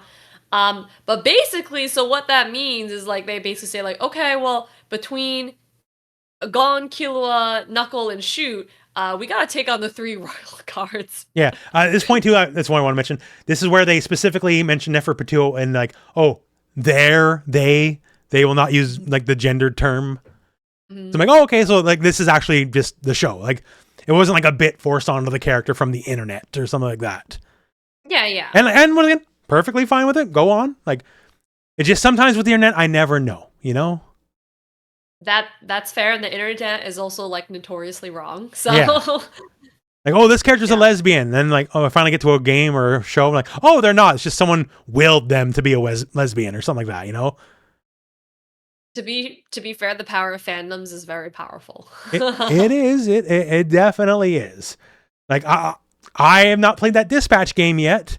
And yet, because of Twitter, I'm already learning everything about it because everyone's arguing over the romances and like this should be a romance and that person can't be a romance because they'd be gay or they be a lesbian and like blah, blah, blah, blah, blah, blah, and like I get it. Like I played Baldur's Gate 2. That's my favorite game of all time. This is the game that started all that shit. Mm-hmm. Like the romance in gaming basically started because of, other than like the porn games or whatever back in the day, like Leisure Suit Larry, like romance in gaming as a concept started because of Baldur's Gate 2. And then it went to Mass Effect, and then it just forget it. And then, you know, Fire Emblem and And don't get me wrong, it works.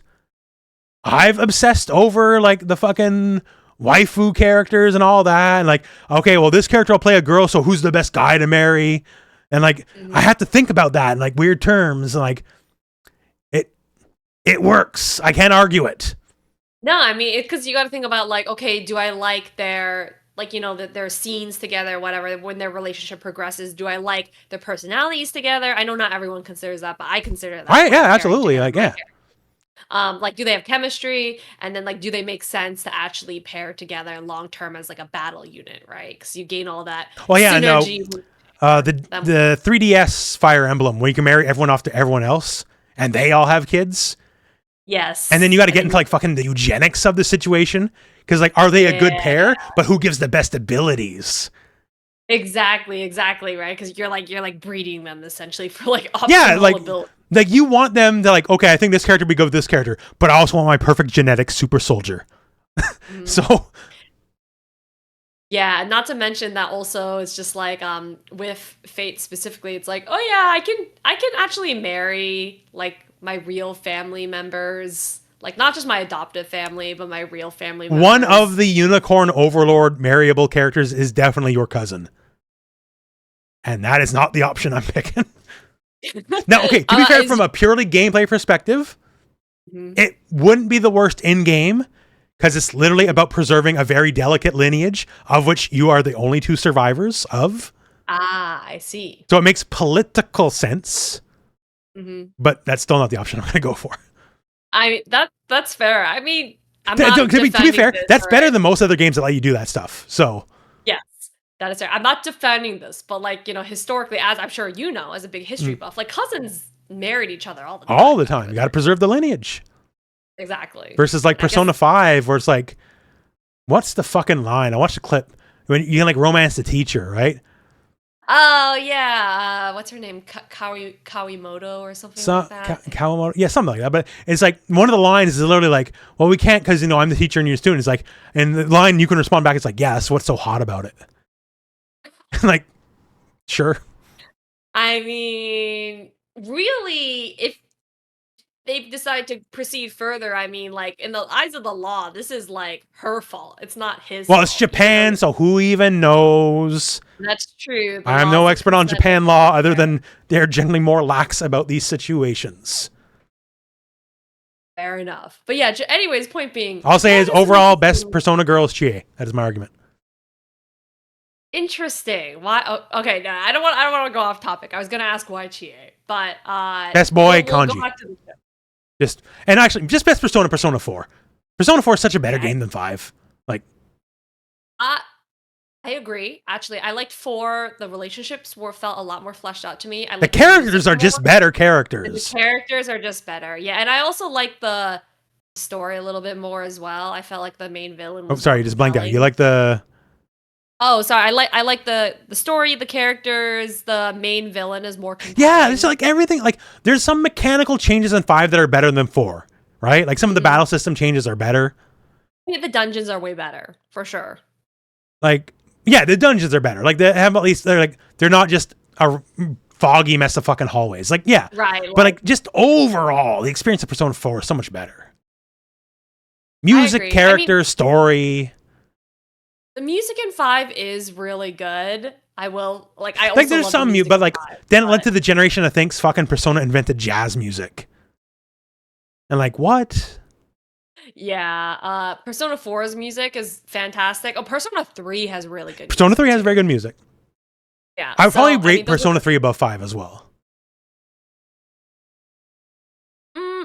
I didn't like 3 as much just because like I don't feel like the characters had much of a relationship with one another. No, but like I aggressively just don't like the characters of 5. Because like I think they're just barely like one guy is obviously like I don't even remember their names. I beat that game. I have like 80 hours in that game or whatever. I don't remember the blonde kid we have kanji at home. Like he's half kanji, half Yosuke, and you bought him in a dollar bin. I think his name is Ryuji. Ryuji, that's it. And like he's one shake Yosuke, one shake kanji, and like one shake we bought him on Temu. Like he said that, not me. Just for you Ryuji lovers. Ooh, what's there to love? Like kanji, I like Yosuke kind of fucking sucks, but like kanji, there's a lot to love there. I like Futaba. She's kind of charming. Was she with the one? She's like the orange-haired girl, and she's like the nerdlinger. Like, yeah. Yeah. Okay, she was all right, but she's also not a playable character. So. Yeah, that's true. She's like the Oracle. She's Oracle. Yeah. Mm-hmm. Yeah. I thought.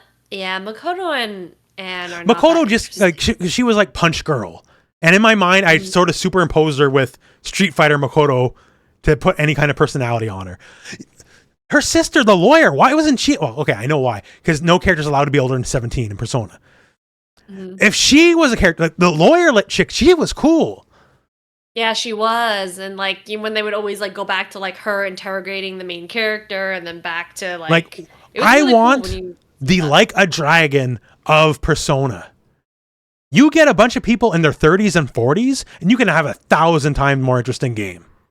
Yeah, and you don't have to be like relegated to always doing school shit, right? Yeah. You can do something more interesting with that. Well, you do something way less interesting, like go to work, but it'd be more interesting in a gameplay way, right? But because fair enough. And granted, it's because he's a good character, like Ichiban in the first, and Yakuza 7, the first Ichiban game, right? He's like 43, and he's still like, I don't know what I want to be when I grow up. But that's what's interesting and endearing about him, because he's 43 and he has no idea what the fuck his life is. Mm-hmm. You know? I mean, that's how I feel too. Fuck, I feel that a lot too. Like, I'm not too far off, right? But like, it doesn't always gotta be kids. We've been there. We did that. But I think it appeals to their core demographic, right? It does, but the core demographic still grew up. The people who bought Persona 4 are still going to buy Persona 6. Persona 4 was a PS2 game. Mm-hmm. That's a long fucking time ago. Yeah, I think I'm actually about the same age. I think I calculated this. I'm like pretty much the same age as the Persona 4 cast, because Persona 4 takes place in what, like 2008 or 2000? Yeah, like 2006, 2007, 2008, 2009, something like that. Yeah. And like small town guy. That's why I really identify with Persona 4, because they're in the Brockville of Japan. Yeah, literally. So I heavily identify with the small town setting, because I get like, for me, a small town's fine, but the people like Yosuke who wants to get out and go to the big city, I've seen that all my life. The people who want to escape. Mm-hmm. And like, trust me, because I've lived in a big city too, there's nothing to escape to. It's all in your head. What you think the town's not giving you won't be found in a different town. So I've never lived in like a super small town, but I've lived in a number of cities. I've lived in Chicago. I've lived in New York City. I don't live there now, but as someone who's lived there, I mean, it's just about like what type of environment you want. It's the environment. It's what you're and what you're around, not the city. Right. Yeah. Exactly. It's about the environment you want to live in and the types of conveniences you want, or like basically the trade-offs, right? Yeah. I just seen so many small town people in my life. So like something you're not satisfied with life, and you are incorrect what the thing you're not satisfied with life is. It is not your surrounding. Right. No, you're never going. Well, not never, but it's like you have to look in yourself for what you're looking for. And to be fair, a lot of people, like I've lived in multiple cities, right? So a lot of people who have that thing only ever live in the small town and never left. So they don't have that perspective. Like I've lived in like 6 different cities. So. Oh shit! I didn't know that actually. Yeah. I mean, I knew you. I've mostly lived in small towns, but I've lived in cities as big as 200,000 people. So like, that's not Toronto or nothing, but that ain't small. The last thing I'll say, I don't know your history of Pokemon. I'm using this example. I'm sure you played a Pokemon or two, right? Mm-hmm. Instead of the usual shit, because it's the usual shit, is why I don't play Pokemon anymore, right? Mm-hmm. What if you go on your Poke Adventure, right? Mm-hmm.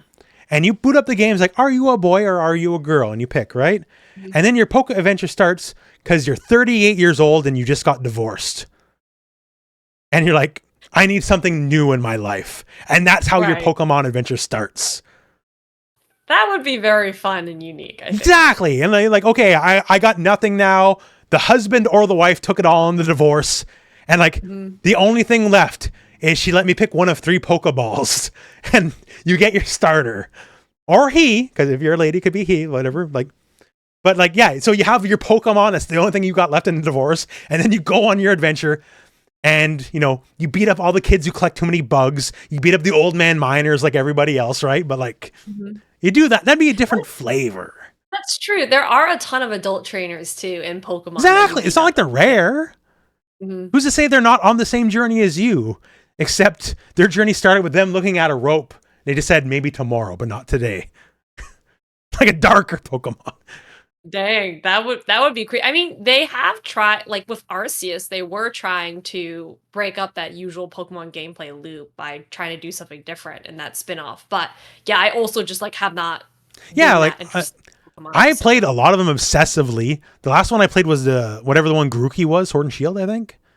And I only played it because Grookey. I only played it because a monkey starter. That is it.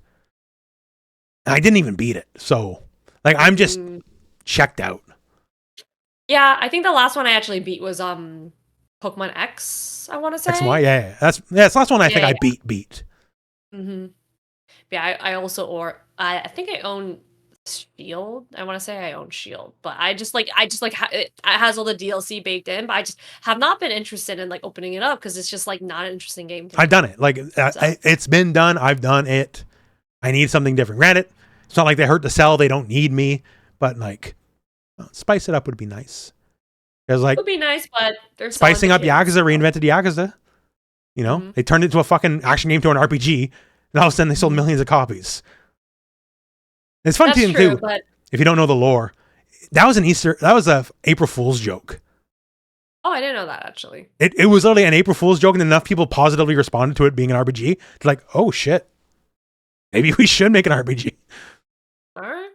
So I mean, like, I think it would be great if they innovated on the Pokemon series a lot more, but at this point, it's like the Call of Duty where it's like we're just gonna throw one out every single year and it makes money and we're good with that. Like this year, I think is the breaking year for Call of Duty. I've seen more people just so done with Call of Duty this year with 7, Black Ops 7. That like it'll still keep going. The momentum's still there, but like you're losing people at a point. Right. Well, maybe Pokemon will get there someday. I don't know. I would just like for them to do something a little bit more different. And like I said, Arceus was kind of an attempt to do it. But Arceus also got very repetitive. Like the gameplay loop of like capturing Pokemon was just it's also like it came out the leaks.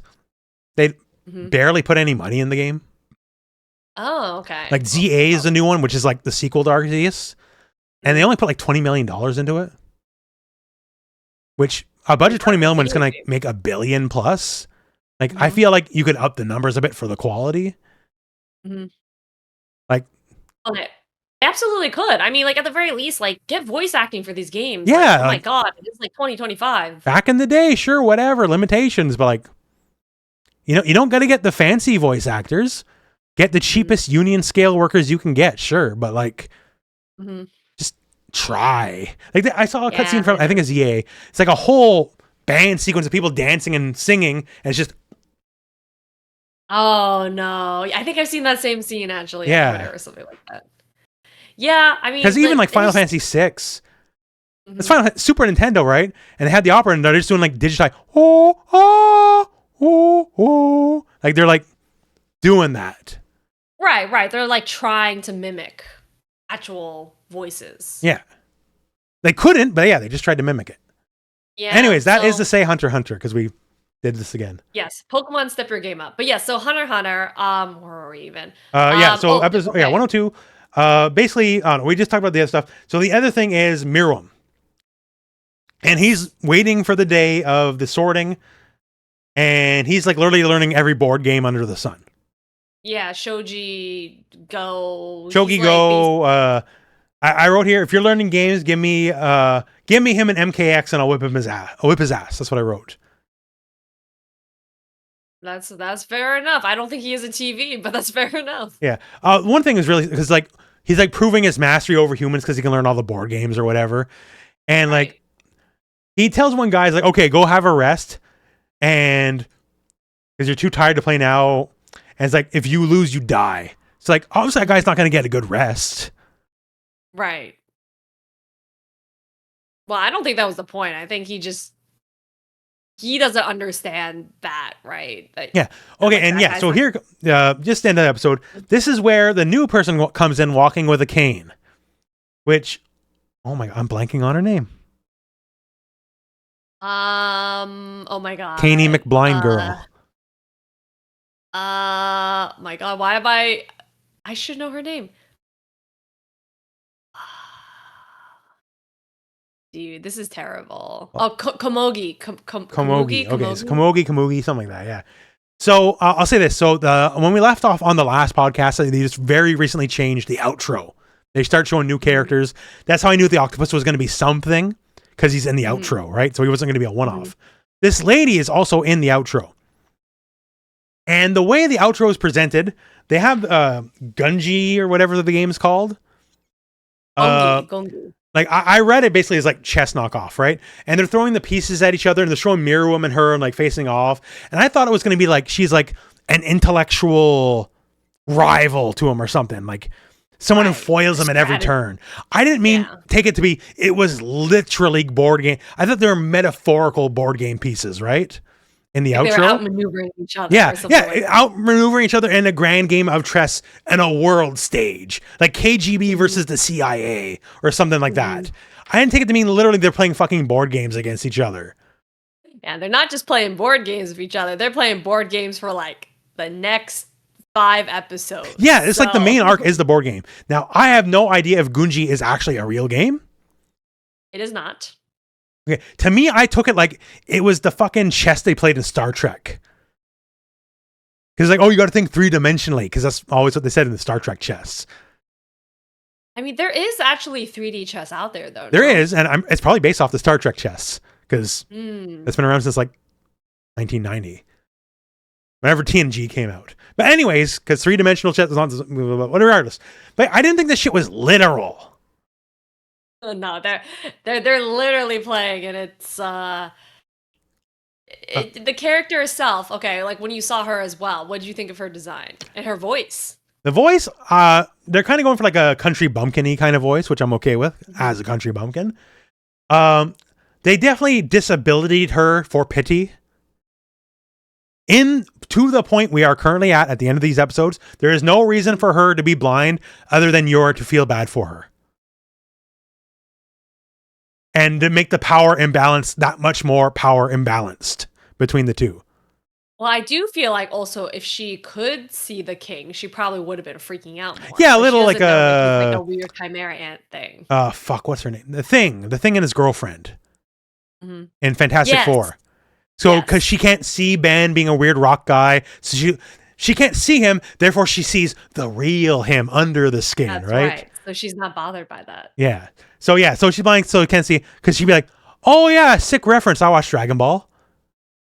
She saw him, right? Like, so there's that too. But I definitely feel like this played up like, so there's a pitiable aspect. For sure. I mean, there, like you said, that it's probably just to play up also the huge power imbalance between them, and also she's just like a quirky character, so well, she's like, that's just one thing. I'm a simple country gal who ain't got no learning. So we got that, and And well, this will come up later because she's perpetually has a stuffed nose, which at first, whatever. By the end of these episodes, it was like actively enraging me. I'm just like, blow your fucking nose already. Like, stop. Give this girl a tissue. Yeah, exactly. Like, just take one finger, take the other finger, solve your problem, right? Like, and it's just constantly blow your nose. Like, you're stressing me out. Because it's always like two giant things of snot coming out her nose. Yeah, or she's got like tissue stuck up her nose or something like that. There's always something going on there. There is, and like the most insane thing about her, like, is near the end. Because I'm like, because of all the things in the show, this is one of those. There's nothing wrong with it on its face. Just the scenario is insane. It's like it's not even an insane scenario. Just we'll get to it. Because I'm gonna spend like 2 years complaining. Anyways, so we go back to Knuckle. Chameleon dude basically instantly turns his opinion around Knuckle. I think I talked about this to you off stream. I'm a sucker for anything with dogs. This part got me a little misty eyed. Just Knuckle talking about like him trying to save all the dogs of like all the families who have left. I cannot deal with sad dog stuff. Yeah, it was really sad. Like he was crying. Like he was talking about like I tried to even if I don't know. It was like a whole backstory. I also was like, oh, it's a bunch of sad dog stuff. And as soon as Chameleon dude witnessed Knuckle being okay with dogs, he's like, okay, he's a cool dude. I'm with this guy now. Oh, so this is episode 1 of 3. Check and mate if I didn't say that already because we're going into it here. Next episode. So the Go player who's gonna have a rematch with Miruum earlier just hung himself instead of having the rematch. So LOL. They just like randomly. This is the nose stuffy part. We'll get into that later though. Actually, I might be hopping ahead of what you want to say. It's I think the big nose stuffy part's like the next episode. Or maybe is it this episode here? I have on this episode that this is the big nose. Oh, then okay. Well, we'll talk about it here. So at some point, Miruum's like, something like hold your tongue, like something imperious, hold your tongue or whatever. Don't open your mouth. And she's like, okay.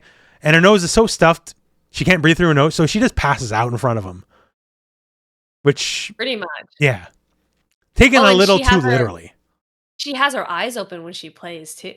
That's a whole thing. Yeah, and she's like. Because she has blind person eyes, right? And this is the thing that always threw me off for years in what very little I knew of Naruto. Because one of the characters has blind person eyes. But that character, it's one of the girls, I can't remember, but that character's not blind. Hinata, yes. Hinata? Okay. So I'm like, okay, so I know Naruto, the blind girl, Rock Lee. And everyone's always like, who's the blind girl? I'm like, the blind girl! Like, the girl who's fucking blind. It's like, what are you talking about? It's like, she has like the thing you do in a show to show someone's blind. Yeah, she's got the misty. Yeah, like misty, cloudy eyes. And everyone's like, that person's not blind. Like, well, then Naruto character designer fucking sucks. Because that is a trait of a blind person to me. And I don't know nothing about Naruto. All I know is this character would be more interesting if she was blind. They do have special eyes, though. Oh, there like you go. Her and her cousin or whatever. They have special eyes or something. So, anyways. But yeah, obviously blind. And she's like, when playing Miruum, is like, I'm sorry, do my blind eyes freak you out too much? Psych, like triple psych. And like I'll close them if you want, if you're weak enough that you need that. And he's like, no, keep them open, they're fine. The one thing they didn't play into, which I thought they might have, because I knew at the beginning, out of the gate, they're not going to introduce this character for her not to whip Miruum's ass left, right, front, and center, right? Even though he's god at every other game. Apparently. But she needs him to tell her move. Because she is blind. Right. And I thought at some point Miruum would get so frustrated, he'd lie. So it'd be like a bishop to a6 or something when he actually moved it somewhere else. Because she's got to take his word for it. That's true, but he wants to win like... He does, but I figure he'd be a win at any cost kind of guy. Okay. Like he tried the right way a few times, be clear he's outclassed, and then it's like, then I'll cheat, fuck it. And they didn't go there, but I feel with the character being blind, that was an avenue that's unexplored they could have went with. That's fair. Also in tournaments and stuff. Well, I guess like at tournaments and stuff, you'd have someone keeping track of the score. Yeah, there'd be like a ref or something. Yeah. And they do mention in not North Korea, Gungi. Excuse me, I had the hiccups because of my drink. Gungi's like the game of all time. It's the Magic the Gathering. Everyone needs to be a Gungi pro. Everyone plays it. Yeah. And just like a Magic the Gathering pro, nobody makes any money on it. Like, yeah, that was pretty fucking funny. They're like, yeah, she's like, I don't know if this is this episode where basically she's like, if I don't win at Gungi, like I'm a burden on my family and I should just die. Yeah, basically like I'm the breadwinner of my family very meagerly because I'm the best in the planet at this. And if I lose a game, we starve. Which feels like you're trying to enter the FGC to win money because other than like 10 people, you're gonna starve if that's what your goal is. Pretty much. But if you're one of those 10 people, then it works out pretty exactly. good. Yeah. Right? If you're Tokido, sure, that's great. You know, other than that, oh God, what was the gentleman who just recused him? Why am I blanking on this? Who just recused himself because unstated illness the other day? I know exactly who you're talking about. Not Kawano. JP dude. Japanese player. My God, I forget his name, but I know exactly who you're talking about. Yeah. Literally won Capcom Cup and I'm fucking blanking. Yeah, I know. Like last year or something like that. I forget. Oh my God. I forget. Oh my! I death of the podcast. I'm gonna regret not remembering it. Kakaru, that's it. Kakaru. I kept wanting to say Kawano because I knew K. I was like, it's not Kawano. Kakaru, yeah. He's not even 30. And like, I do not want to pry into his life. I do not know what the health issue is. I'm sure he would not retire if it was not serious. But right. At very least, he got to go out on top as you could go out because winning Capcom Cup's a pretty effing big deal. Yeah, I know. Yeah, I agree. I don't think he would have done it unless it was something very serious. Because like literally, like you said, he was like on top of his game. Yeah. So, and he's still I do like young. the story. His wife is like the reason he won Capcom Cup. Because he was saying like, I was going to play Mai. And it's like, my wife basically like beat the shit out of me and said, play JP. And turns out she was right. So that would have been an alternative timeline right there. Yeah. And thank you, by the way, Lord Kakaru, for giving me the colors because I voted for you to win Capcom Cup. So I do have those exclusive JP colors. That's why I feel extra bad for not remembering the name off the bat because you gave me colors. But yeah, anyways, so back to it. So she's the best in the world at Gungi. Gungi barely pays. It'll pay you enough to put bread on the table in North Korea. That's about it. Right. Yeah, I mean, nowhere else, I guess, really plays this game either. So it's just here. Yeah, but she's the best, and it's basically the through line throughout all the episodes. But like, Miram cannot beat this girl. It's like he's trying, and she's not doing the thing where like she's trying to let him win. But like, it's a whole gulf. Like he cannot beat her. Yeah, he's been like plowing through all these other players. Like they're super intimidated by him. He's been learning super rapidly to where he's able to take out these pros in a matter of a few games. And this girl also just keeps getting better and better. Yeah, she's also improving too. To the point, well, we'll just say now, it's a later episode thing. She unlocks Nen through just playing Gungi. Like that's her Nen awakening. She's still like, she's basically like learning as she plays the king essentially as well. So it's like a whole, they're feeding off of each other's growth. Well, it's the fighting game thing, right? Like you'll play someone you're better than, and eventually they start adapting to you, but then you start adapting to their adaptation. So you're always just that much further ahead of them. Exactly. But yeah, so basically he can't beat her the whole time. But there's also, I don't know if you had anything else you wanted to say in this section, but there's also, on the meanwhile, there's a whole other subplot going on where you got Morel, the smoke dude, and he's basically fighting all these like random soldiers, and then and they're like literally the puppet. Like they talked about Neferpito's puppet ability. But I didn't realize it could be as literal as I'm a giant puppet in the air holding the strings while this guy with an assault rifle shooting a gun. Yeah, it was really it was quite the visual, honestly, I 'cause it's like figured a it was more weird of looking a puppet. like metaphorical Metaphor. puppet, you know? Uh, yeah, no, it's But a then pretty again, I should know at this looking point, there's puppet. very metaphor is not something this show deals in very well. Because if they say Mhm. something, they just literally mean what they're saying. Yes. So you got the big random puppet above all these like soldiers, and they're trying to gun morale down. He's just like beating their asses, basically. But then he runs into Chitu, the cheetah dude, and you learn that he doesn't have the Knuckles little APR power Yeah, flying around him. Morel has figured out that by hook or by crook, the ants have their own Nen exorcist. And we Yes. spent the whole Greed Island arc saying like, hey, these are like some of the rarest things you can ever have. So it's a pretty big get for the ants. Right, basically. And so basically he's like, well, I can't take a chance that like he's the Nen exorcist or something and let them get away with this, right? So he's basically like, okay, I have to fight him, right?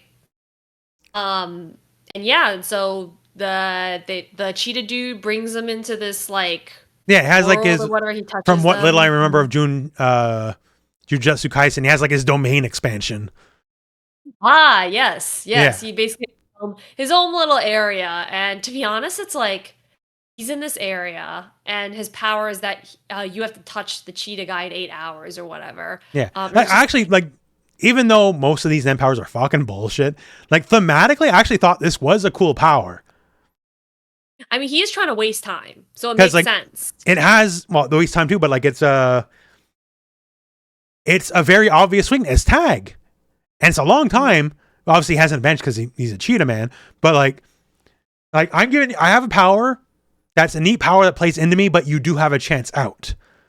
The problem with like the whole episode going into it is he basically got the craft power, and he's kind of dumb and didn't fully think out a lot of the rules. Right, exactly. If you're gonna lay out the rules of the land, you gotta think of like every single possibility. And then also one of the conditions is that like as soon as someone catches him, he can't use that power anymore ever again. So it's Yeah, a like he's really locked out weird forever. condition. Mhm. He left zero incentive for someone to actually chase him because the moral's like, Mhm. so I have 8 hours. Okay, I'm just going to sleep. Fuck you. It's like, no, you got to chase me. It's like, no, I don't. What Yeah. says nothing in your power says I got to chase you. And dude has the ADD, so he needs the Ritalin basically, right? Because if he just has to sit, he's like out of it. So he starts reading comic books or whatever. And then Moral uses it to like, he like double bluffs him because he both was like building a smoke ring all around the domain expansion to like hook his leg. And then also created a smoke dummy and like commando crawled his way across on the other end too. So he had him on like multiple layers because the guy just couldn't. Yeah, he basically outsmarted him, right, at his own game, which honestly, it's like if you just thought about it for a little bit, probably could have, I don't know, probably could have figured that out. Anyone probably could have figured that out, but he didn't think about it. No, it's like there's so many rules, like if you don't chase me, then you slowly die or something like that, right? Like, yeah, exactly. You should have added in some, like he even says that I think in the show. He's like, well, you should have added a condition where it forces me to chase you around. Yeah, like we're going way the fuck back with this one. Duke Nukem Forever servers. We played custom servers where if you stood still for more than 2 seconds, you died. To prevent camping. Of course, they didn't think that out very well either. Because what I would do is I would still camp while I'm just moving around in a circle. I'm moving. I'm still in my place in the cubby waiting to snipe you. Like, but I'm moving in a circle. I'm technically not standing still. So the server didn't think that rule out too good. So I abused it. But yeah, like it's that kind of rule. If you stand still too long, you die.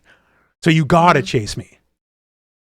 Pretty much. But yeah, so I mean, like that setup there, that's pretty much the episode. But I did want to point out there's one scene, there's like a random cut where they like talk about the Nen exorcist or whatever, and you learn that it's like the little girl that was with the lion dude. Yeah. And oh yeah, she gets like on, so she's the Nen exorcist and she can eat whatever the Nen thing is, right? Right. But it makes her pregnant? Yeah, well, At first, I thought it was like the lion dude had made her pregnant. I was like, what He is did going say he on wanted here? to make babies with the humans at some point. In order to become king. He's not wrong. But yeah, it turns out I think it's just like her stomach. They explained it like her stomach grows bigger when she uses Yeah, her she's power. like actually And like eating it or whatever. yeah, but And I it's, was she's like, like, a yo, girl's that's got to hot. keep her figure, you know, like. And she does look very human. So like, She's I like, can't of all tell. the ants, she's easily the most human. Like, she Right. has like chest hair or something. And Mhm. like, that is the only thing that doesn't make her look like, and that's not even inhuman, but that's the only thing that makes her look not like a normal pretty girl. Right. Yeah, and you got hairy girls out there. You got chest hair, things like that. So Yeah, like, I ain't here to judge, but Mhm. she's like, I remember when they introduced her too originally, like, she's like, this is just a person. Like, this is not even trying to be a monster person at all, you know? Right. Exactly. She's just hanging out with the rest of the Chimerians, but she's just lying. And yeah, for a while we didn't even know what her power was either. So she was Yeah, just well, they never literally said tagging too. So, along. and to be like Nen Exorcist, given what we know, that's a very powerful power, right? So, Mhm. like, just in the way like magic, that like counterspell's a pretty all right effing card. Like, maybe I don't have a great power, but my power is that you can't do your bullshit. Right. It's pretty good. Yeah. But yeah, like I Um, said, that is basically the episode at that point. mhm. So we go to episode 104, Doubt and Hesitation. And they just open the episode. They say something like they're not going to get as many humans for the human sorting as they thought.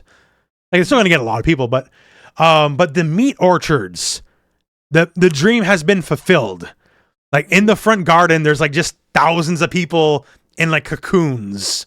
Yeah, it was really creepy, actually. So I do like that they have the callback on that. Hmm. And then we go to I'm not going to remember his name. I hate this character now, given what they show him. Nerdlinger. That's what I have him written down as. Just glasses portal guy. Hmm. So Nerdlinger, his power is a Canadian horror movie, basically. His power is Cube 2 Hypercube. So he has the portals and it goes into this like weird terraced fucking room network. Hmm. And it's literally the movie Cube and Hypercube. Like, Oh, they're okay, very low interesting. budget horror movies, but they're interesting. It's like math nerd horror. Oh, I just thought of it as like he just creates a subspace and he's just like hopping to and from his own. It basically is, but the way it's like terraced out and layered out, like it's Cube. So it just made me think of that I movie. see. And you can portal into any of the cubes. By the way, like, if you're looking for low budget horror, that's actually not bad. High concept. Watch the Cube movies. Anyways, so they do that. And he does like this, and like, I fucking hate this guy so much. He'll get his. I'm happy with his downfall later on. Hmm. And he's like basically setting up stuff so he can do on the not Pyongyang ass city they're in. He can like do reconnaissance because he can portal everywhere, right? Right. And then this is where we actually finish the fight with Cheetah and Moral. And it's like, oh, you're shit at making rules. Conceptually, you had a good Nen power, but like didn't think it through at all. Hmm. And he's like, okay, shit. Like, and Bustle, my Nen condition was if someone beats this, I just lose it forever. Which is that means kinda we only got to dumb, but- animate it once. And then he runs off. And he's like, I can just go get a new power. Good to know. I guess you can get more powers whenever you want.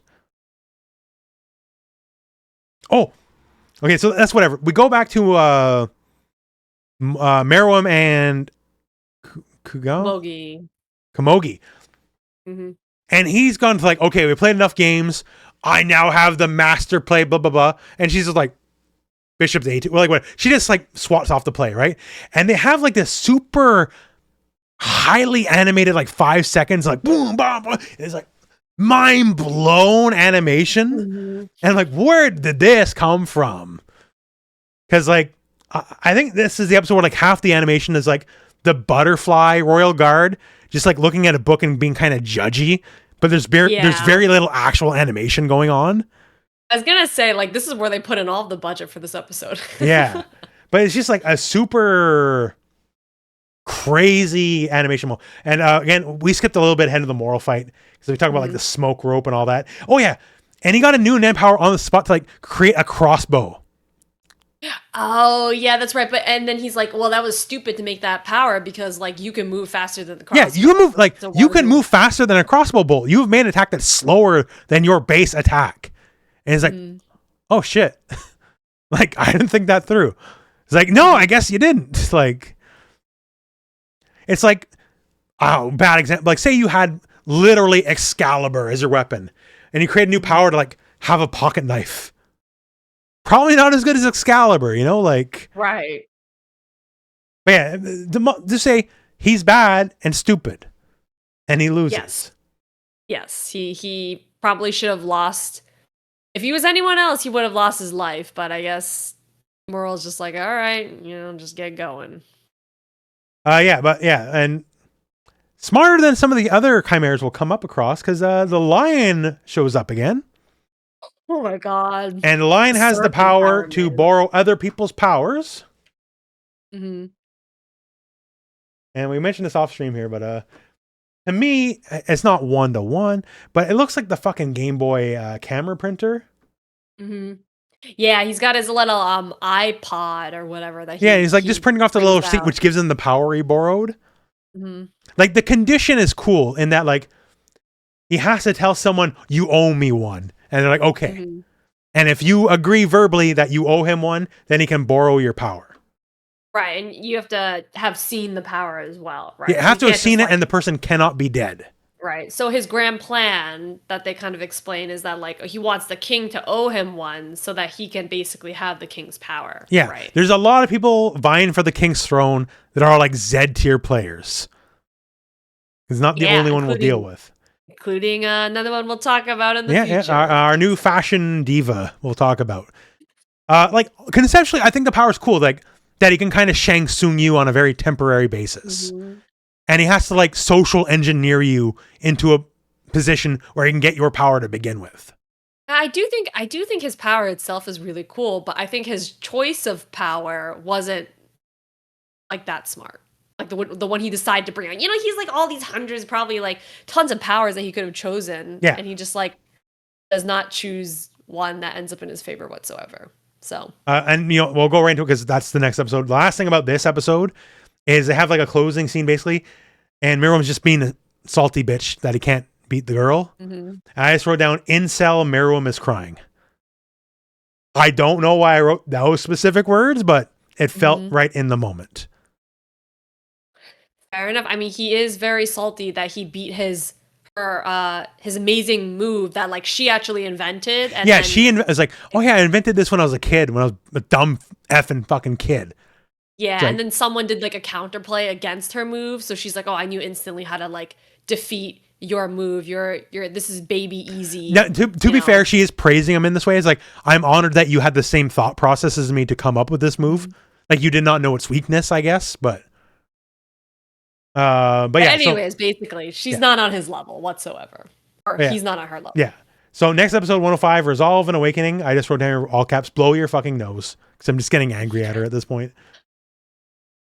Threats exchanged. This is when she next levels him. Is like, I was like 10 steps ahead.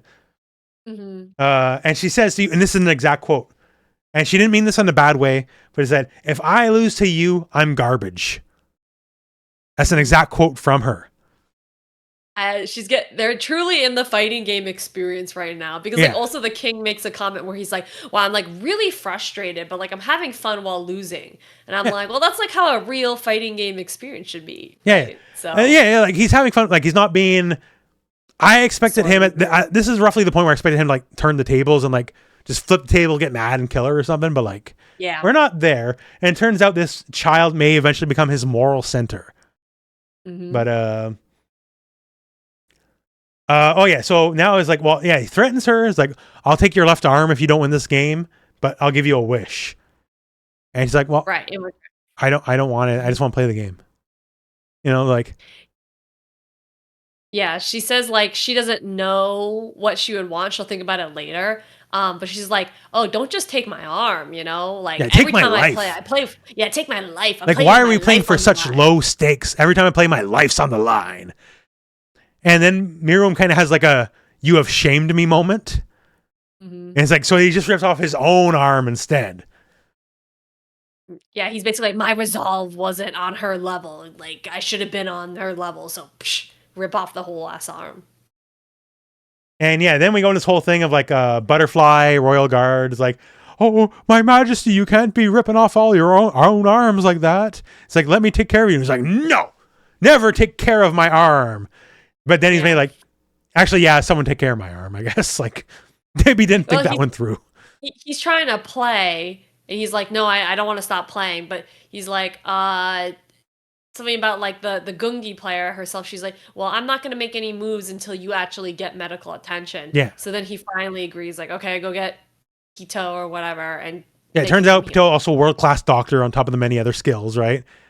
Mm-hmm. So like amazing hand-to-hand combatant, doctor, best spy, best censor. Like Eric Cartman asks, I have the power to have all the powers I want. Speaking of which, Eric Cartman will factor into a later episode. What? Yes. All right. I'm curious as to how you're going to make this connect. When I bring it up, hopefully I can find a picture, but you'll see.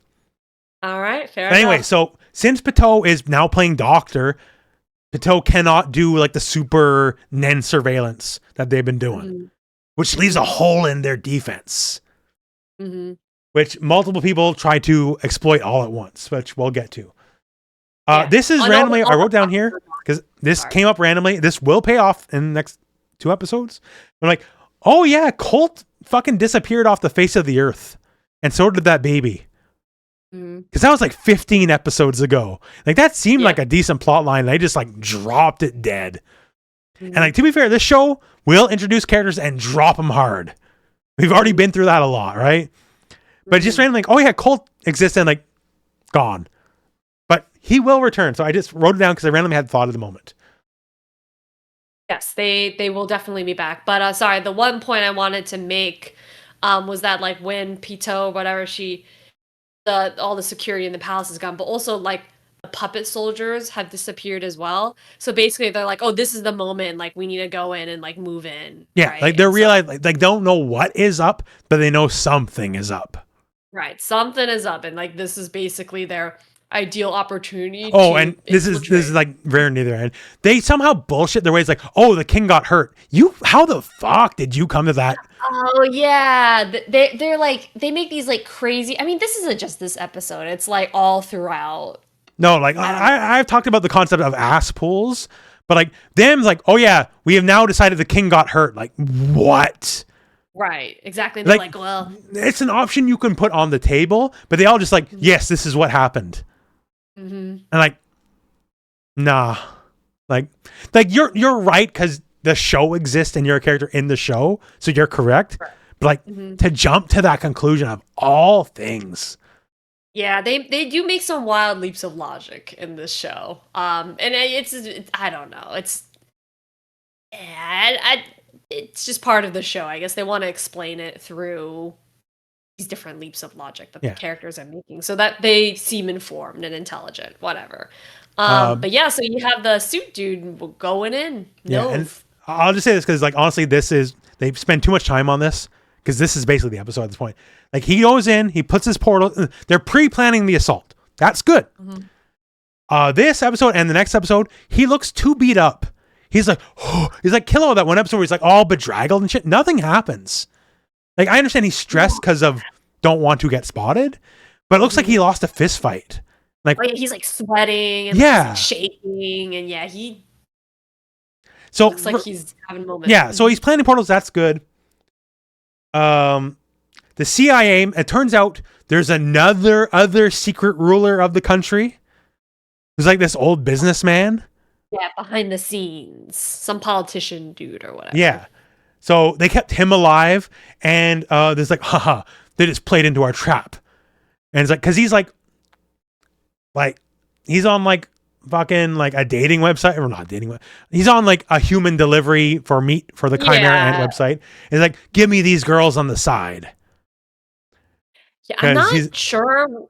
I mean, like, obviously they're being like sex trafficked or whatever, but like these girls were like, oh my God, like, at some point, this is the next episode, but someone were like, oh my God, I'm so happy we were chosen. Haha. And I was like, I guess I was like, very confused why they were happy. Given like they're in North Korea and like obviously not a good thing, but like it's in a relative privileged position. If you're like part of Deer Leader's harem or something like that, in comparison to working the farm and dying. That's fair. You probably get enough to eat, you know?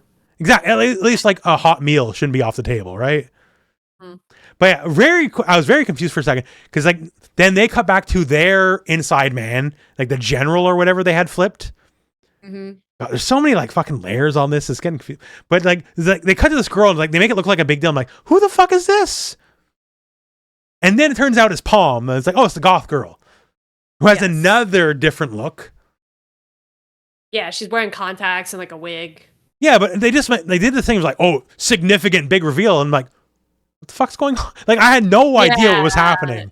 You wouldn't recognize like her just based off of that, right? She looks totally different. Yeah, and so it's explained at least.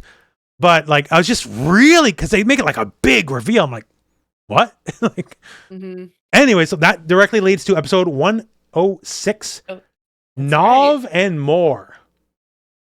Yeah, this is where I wrote, dude is looking hella disheveled. Yeah, okay, so I'm not the only one. Like, so I have no Killua, what happened here? Like, he has not earned this bad look. Like, yes, okay, there's an ant that's randomly there, and he like offs the ant. Right. In a cool way, using his portal. I'll give him that. Because he like portals his head off, right? But it looked like he just went 10 rounds with Mike Tyson. Yeah, and you know what's crazy is like he's like, you know, he's infiltrating the palace, right? He's like really low to the ground and it's raining or whatever. So I'm sure it's like a stressful situation. But part of my question was like, why the hell is he still wearing a suit? Like he knows he's about to go into this infiltration mission. Why is my man's wearing a suit? Yeah, you ain't no James Bond, right? Like, yeah, and dress shoes, you know? It's like, please wear something a little bit more suitable to what you're trying to do. Like, but mostly mission accomplished, but we'll just skip ahead.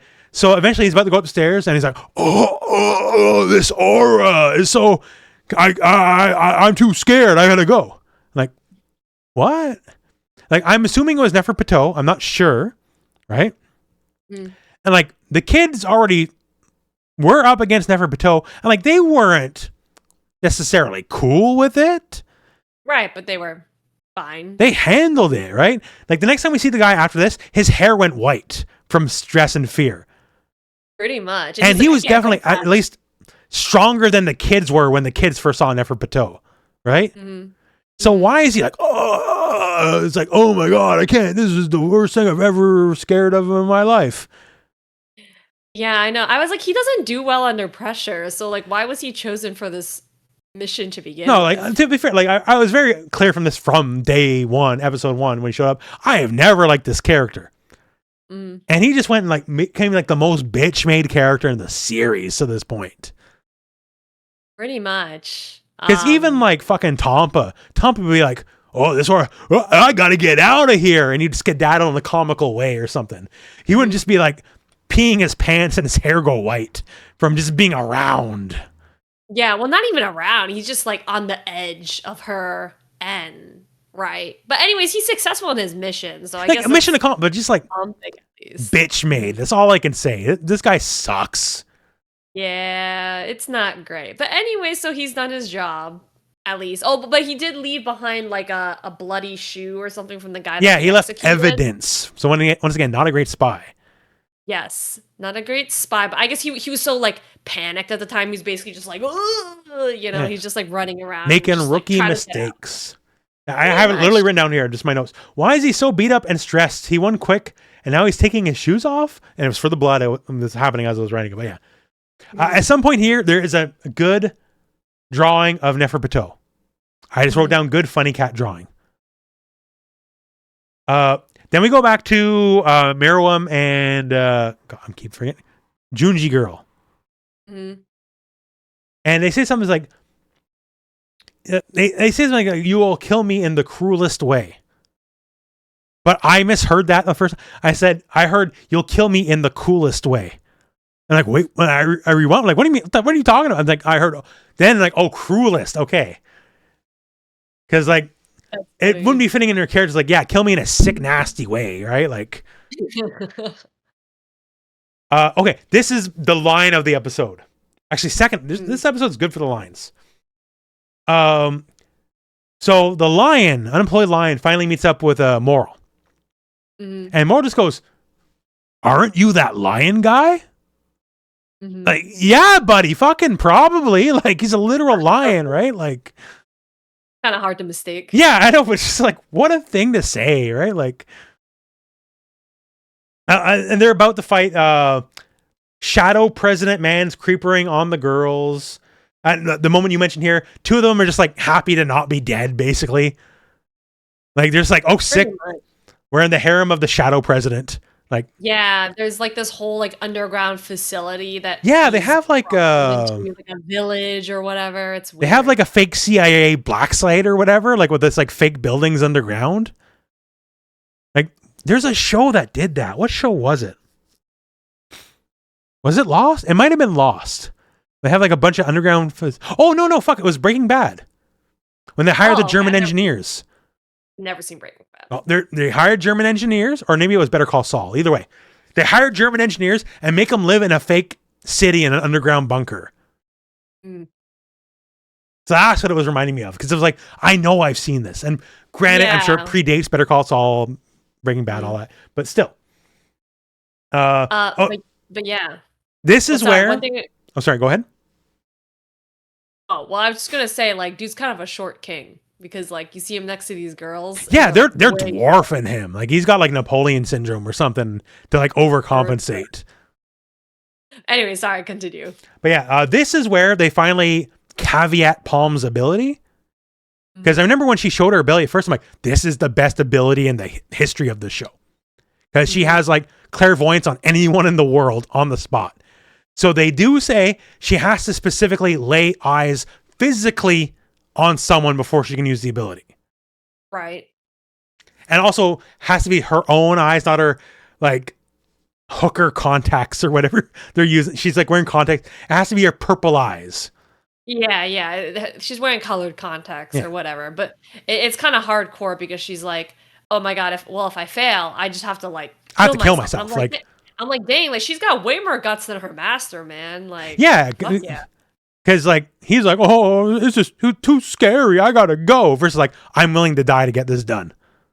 And fuck him, too. I remember now. He's like, it's not that I'm scared to die. It's not that. I'm like, yeah, it is. That definitely was. You just got your hair scared white, buddy. You're scared to die. Like, don't BS me. But anyways, so she's hardcore on this. But now it gives her power context, at least. Because, like, how come you're not just like scrying on Meruem? So she has to physically see Meruem at least once before she can like crystal ball on him. I feel like that's a fair limitation. Yeah, that's perfectly fair. So it makes it not just automatically the best power in the show. Right. Oh, this is where the guy immediately is having thing. So I'm just writing down here. This guy is such a bitch. Jesus Christ is my line I wrote down here. This is where he's having the mental breakdown. Yeah. Right. Oh, and Palm too. She's proven adept because she's a weird creep. This has been established, right? But she can turn it on when she wants to. She's got like the femme fatale thing going on because, like, you know, the lady spy. She's a way better infiltrator. Yeah, because she like she needs to get in with the real president. And she's like, "Oh, I brought you some drinks, master." And he looks at her and she does like does the look away blush thing, and he's like, "Yeah, I'm more into you. Other lady, get out. You come on in." Right. So I think they fucked. Yeah, they definitely did. Like, they didn't show it, but like it's certainly heavily implied. Like she gets out of the bed with him, right? So right. So she's a soldier for the cause. Let's put it that way, right? Hell yeah. But yeah, so she's like actually like she's like trying to date 12-year-old boys and threatening to stab them in the eye if she doesn't date them and all that, right? But she can turn it on a normal person when she wants to. Mm-hmm. She has her charm for sure. Yeah. So, a lady of many skills and a complex personality. We'll put it that way. Complex personality. Got interesting character, that's for sure. But yeah, now we have your lion fight. Yes. So they're fighting specifically in underground church. They state this is specifically so they can fight underwater and the water levels out. because otherwise it would just drain out in the fucking street. So sure, whatever. But it's like the lines at this point, it's like, oh, we're fighting a church. Too bad I'm an atheist. Like, what? What? It's like what a line. What? Like it's like it's like did they mention Christianity at all? Because I know they never meant, like, this is obviously a very Christian world, right? Because like even some of the ants have fucking crucifixes on. Like, to be fair, I guess Christ never said specifically he's only here to save the human race. So I mean, technically they kind of used to be human, so maybe exactly, like, salvation is for all, right? Like, he does not judge. Maybe we can have like a weird cutback and we just see like a rainy day on the cross, right? And you sort of like silhouette Jesus on the cross, and you have like someone, they drop the 30 pieces of silver, so it's like Judas, but then they reveals Judas was a chimera ant all along. And it goes back like that far. What the fuck was that? Going up. Dracula 2000. That movie fucking sucked. Okay, holy shit, that's a bad movie. But it had a sick reveal that Dracula is Judas. Like, that is his punishment for betraying Christ, right? Interesting. So he was turned into the first vampire. It's called 2000. Is that like when people thought like the year 2000 was going to be like the end of the world or whatever? There's a lot of movies that say something 2000. It was just the trend at the time. Not like, I will recommend, I have recommended a lot of bad movies on this podcast since we started. I do not recommend Dracula 2000. The only thing I vaguely remember is Jerry Ryan's in it. The lady who was 7 of 9 in Star Trek Voyager. And I think the whole reason I watched the movie is because she was in it, because I thought she was hot. That is the only, and it wasn't worth it. Like, nothing about, but just the idea of Dracula is actually Judas, and his punishment for being Judas is like divine punishment. That's a cool concept. I dig that. Okay, fair enough. Like in the vampire tabletop RPG, like Vampire Werewolf, right? Cain of Cain and Abel is the first vampire. Ah, interesting. And his punishment for slaying his brother Abel was to become the first vampire. So I like things when you can do like a biblical thing and wrap it up to a supernatural thing in a cool way. That's fair. But I don't think that is here. They're just like, oh, it's a church. No, I won't progress. But the last thing I'll say is vampires. Here's one I've invented for myself in a weird like supernatural thing. Vampires. It's always old Europe, right? Never North America. I've created a mental reason for that. It's because the vampire fears the Sasquatch. The Sasquatch is a very North American creature. Okay. That's why the vampires don't come here, because they're scared of Sasquatch. Interesting. Okay, maybe. I have no clue. There was the witch scare for sure, but yeah, I don't know if a vampire scare has really been much of a thing in It definitely was in like I want to say late 1800s. Like they were like digging people up in Europe and like double killing them. Ooh, okay. Like, I see. I don't know if it was physically the term vampire yet, because that's a more modern-ish term, like in the last couple hundred years. But definitely like undead bloodsucker. Like, no, we got to double kill this guy, dig him up to make sure he's dead. I see.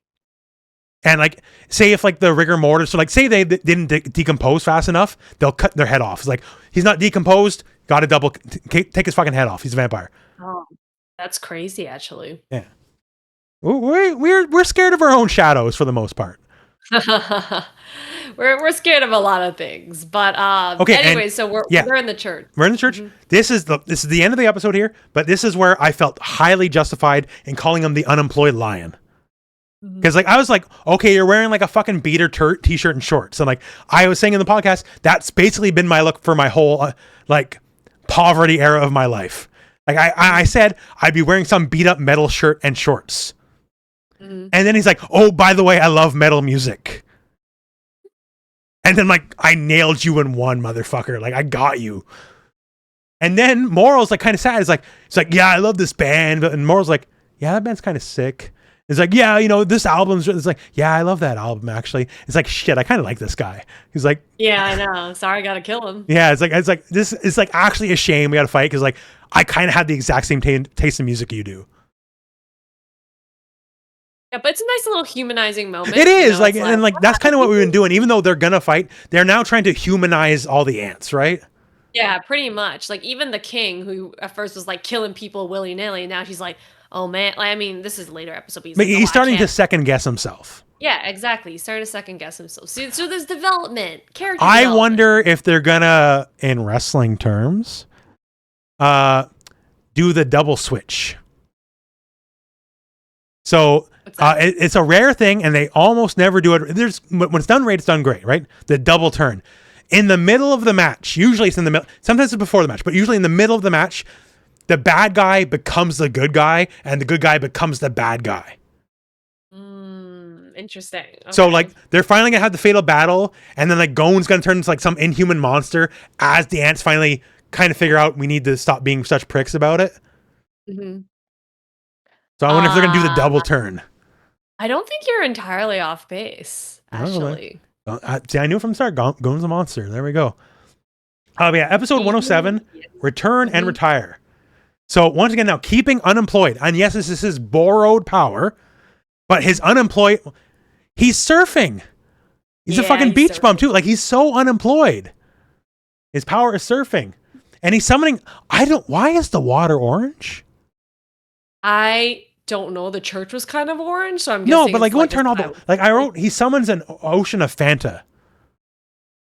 It did kind of look like that though. Yeah, all the water is really orange. Yeah, okay. I wrote here, like surfing too. He's unemployed as hell. So that was my notes. Mm-hmm. Now this is the moment where like gave them their flowers and said, "Go fuck yourself." Because then Moral, because he like always gonna drown, but then he can like smoke, and then he can like use it as a boat, right? And I'm like, oh, okay. His power is called Deep Purple.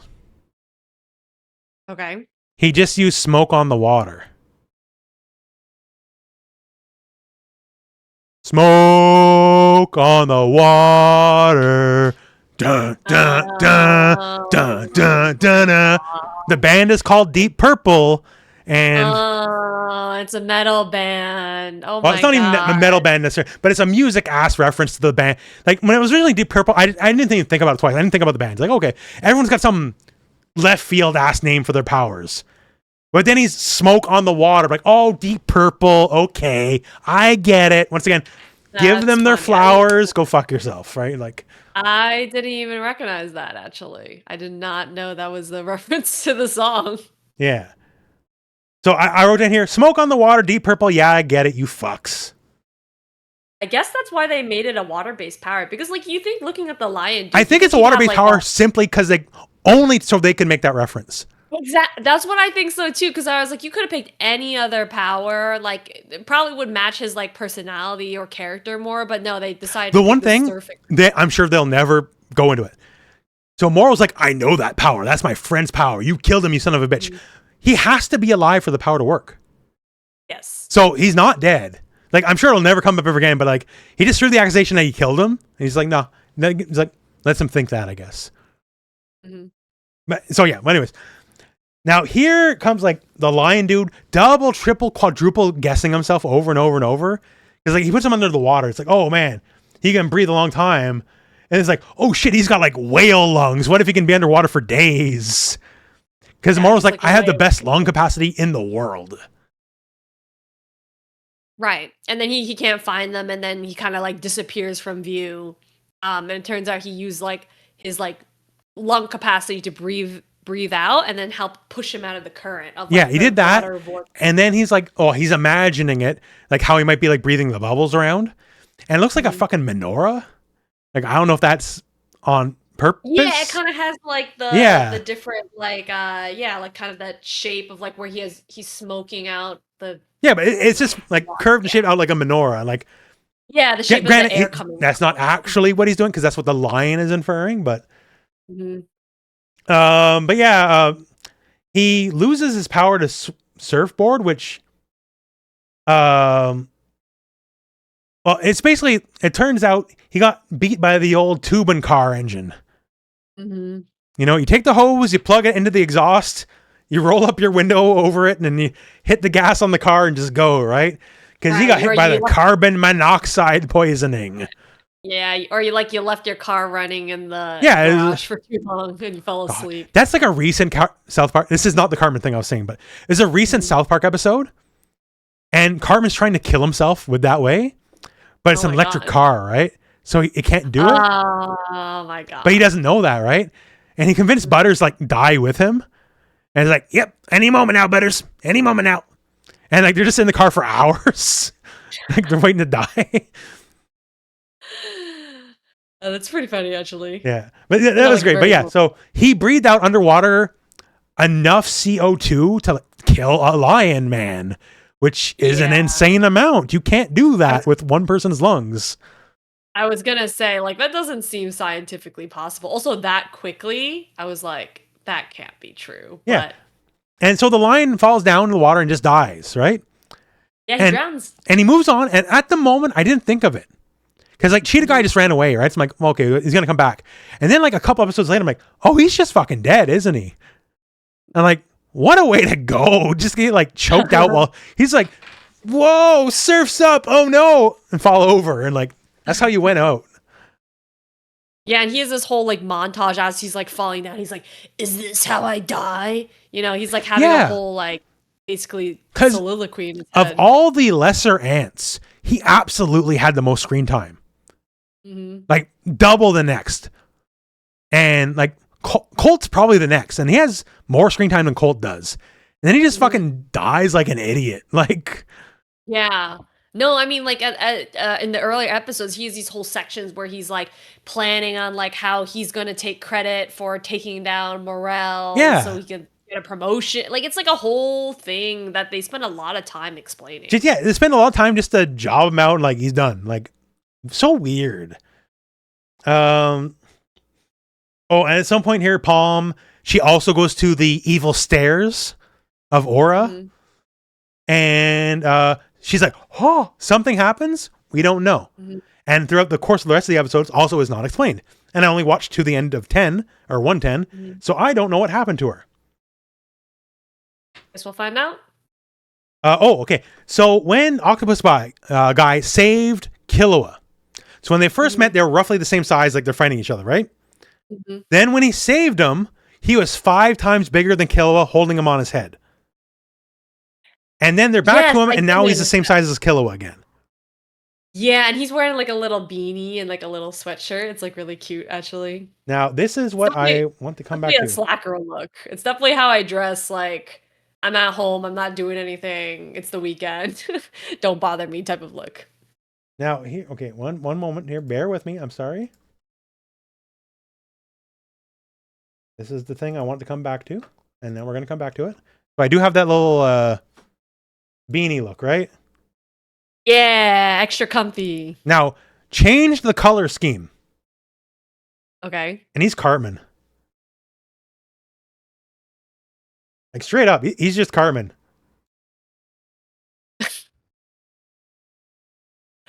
The eyebrows and the lips are like, obviously, he's an octopus man, so that part's different.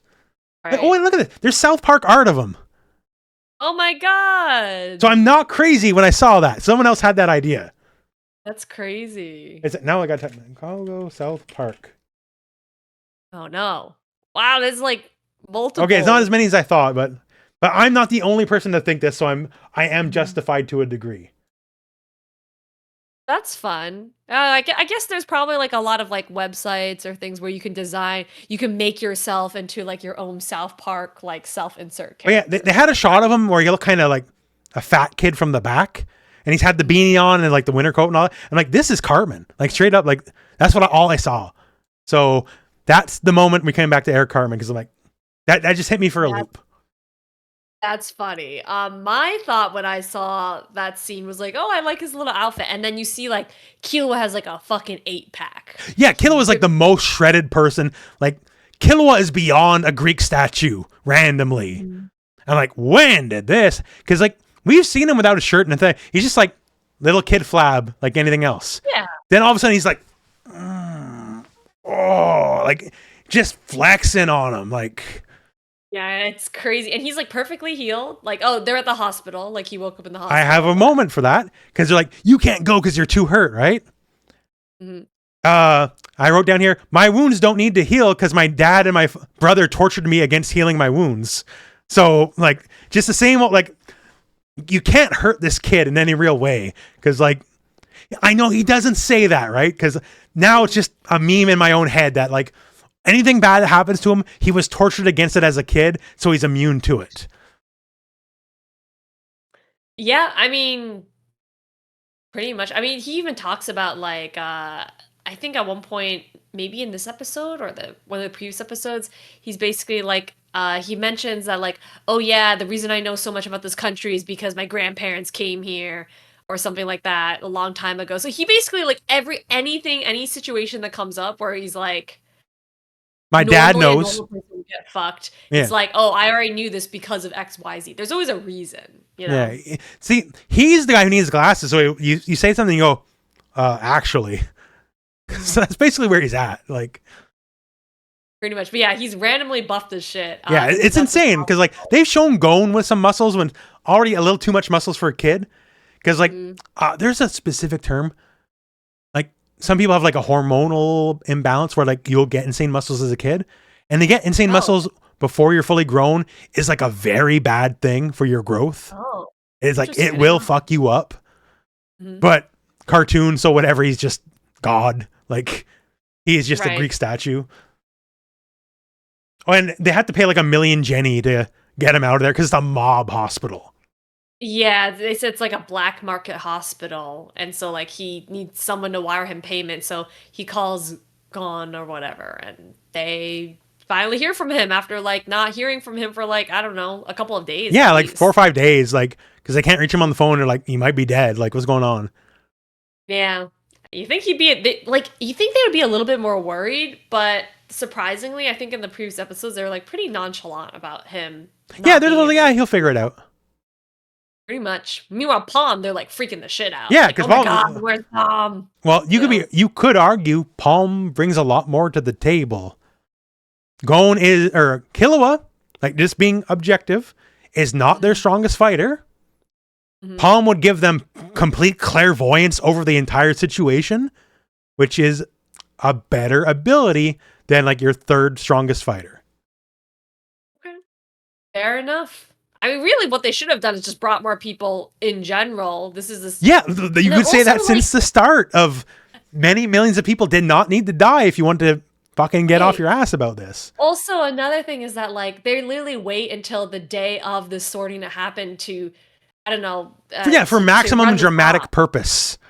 Yeah, and I'm like, come on, guys. Like, really, realistically, you should have been figuring this out like a week or weeks before this was going to happen. Oh, right? we know Meryl's in the castle, right?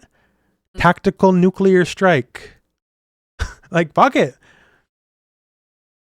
Like, I'm putting too much real work, but like maybe it's going to come a point later episodes like, oh, they were never a problem because like, maybe the chairman one-shots everyone. I don't know. But, like, it just seems like too much fucking around in a too serious situation.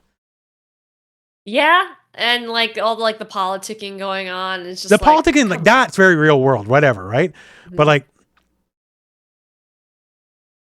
they have to know. Like, they know. The people in charge know, okay, the NGL basically got wiped off the fucking map. Right. And this other country's about to be wiped off the map. And the people who did it are spreading to the rest of the world.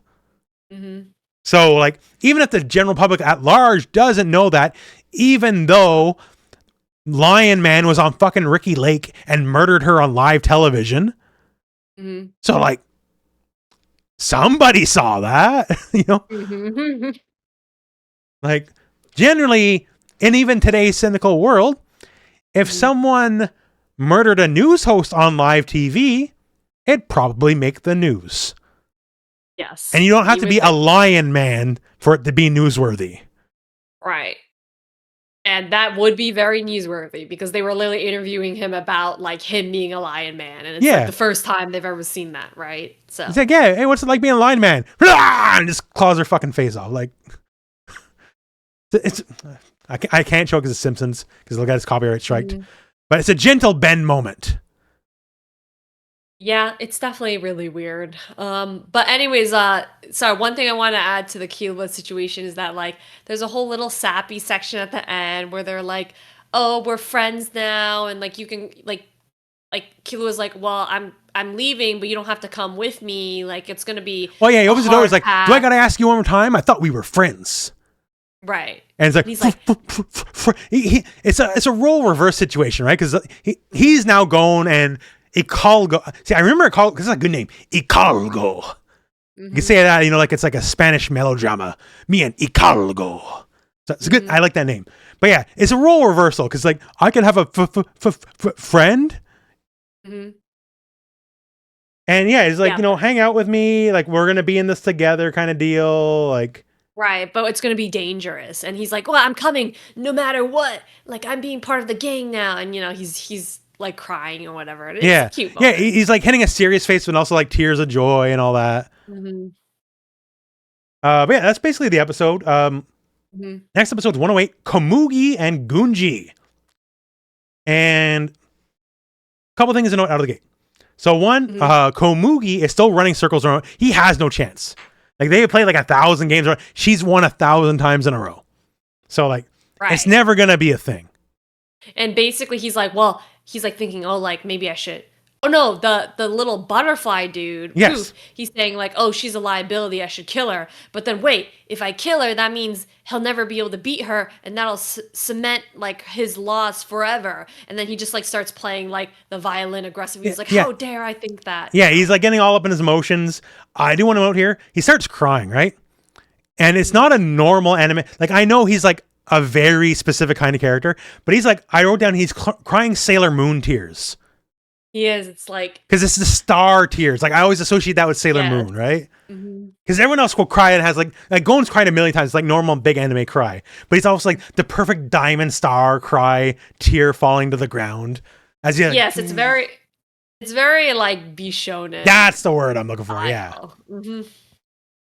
At some point here, I wrote down. I'm just calling out the little art moments. They show all the ants as like little chibi people, like just randomly. Palm, they now realize is missing.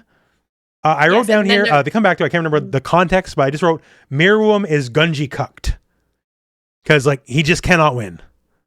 Yeah, I think, like, she's even teaching him how to play it. Yeah, because now she's like, that's it. She's, like, trying to put new ideas in his head by beating him in different ways. Because she's so beyond him, she's now, like, teaching him. Pretty much. She's like playing a coaching match, and then she's like, oh man, I need to go back to my room and record all these sick moves I've just learned, right? Because she's like so overwhelmed, and so she has to actually take a break to go do so. Yeah, was it eidetic or whatever memory? Like she remembers every move she's ever had? Yeah, something like that. She's like an insane prodigy, basically. Oh, wait, this is, see if I can... There it is. One of the few things I saw before I've ever seen this show. This is actually what got me the death threats originally for Hunter x Hunter. Oh, Jesus. This is where this scene happens. Oh, yes. It was very cute. I specifically remember that. Yeah. They're just chilling on top of the tower. Yeah. So I'm like, oh, that's where that is. Yeah. Cool, so yeah, doing the thing. She like vaguely senses moral in the city.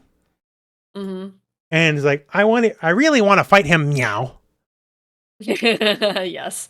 The pun was really cute. But she's like, oh, but I can't. You know, I gotta stay here and guard or whatever. Oh, wait, I said she. I gotta be good. It's they. Thank you. Comments. But yeah, it's like, so they had the good shot. I'm like, okay, I know the shot because this is the shot that like got like fucking thousands of people in my head when I said, oh, this is Neko arc. Which, spoiler, I said that to get people riled up. That's what I do. And when you get riled up, you're not winning against me. And the death threats fucking... I was like, in moments telling all my friends on Facebook, I'm like, I had the picture saved somewhere on my hard drive. Because, so what was the word they used? I was like, this guy needs to get raped to death. Oh my God. And like, do I feel bad or do I feel like I got your ass? Gotcha, bud. Anyways... But yeah, so the funny face, I want to fight him right now. Oh, and this is where Komugi literally has like the Nen awakening through just playing Gungi. Yes, this was the part. And then she asked for his name. And then he goes into like an existential crisis. Now, to be fair, we do know his name's Miruim because the queen gave him that name, but he wasn't there for it. That is correct. The humans know that, not him. Yes. Mm-hmm. But yeah, so he doesn't know his own name. It's like, so what's your name? It's like, that's a good goddamn question. What is my name? Like, right. And so he calls on the royal guard, and he's like, well, what do you guys think? Like, well, give me your opinion and tell me my name. And they all have kind of like different answers that kind of reflects their personalities. I was like, you're just the king. And like, Neferptito's like, oh, you should just pick a name you think sounds good. Like, and all that. Mm-hmm. And Yuppie's like, oh, I don't know.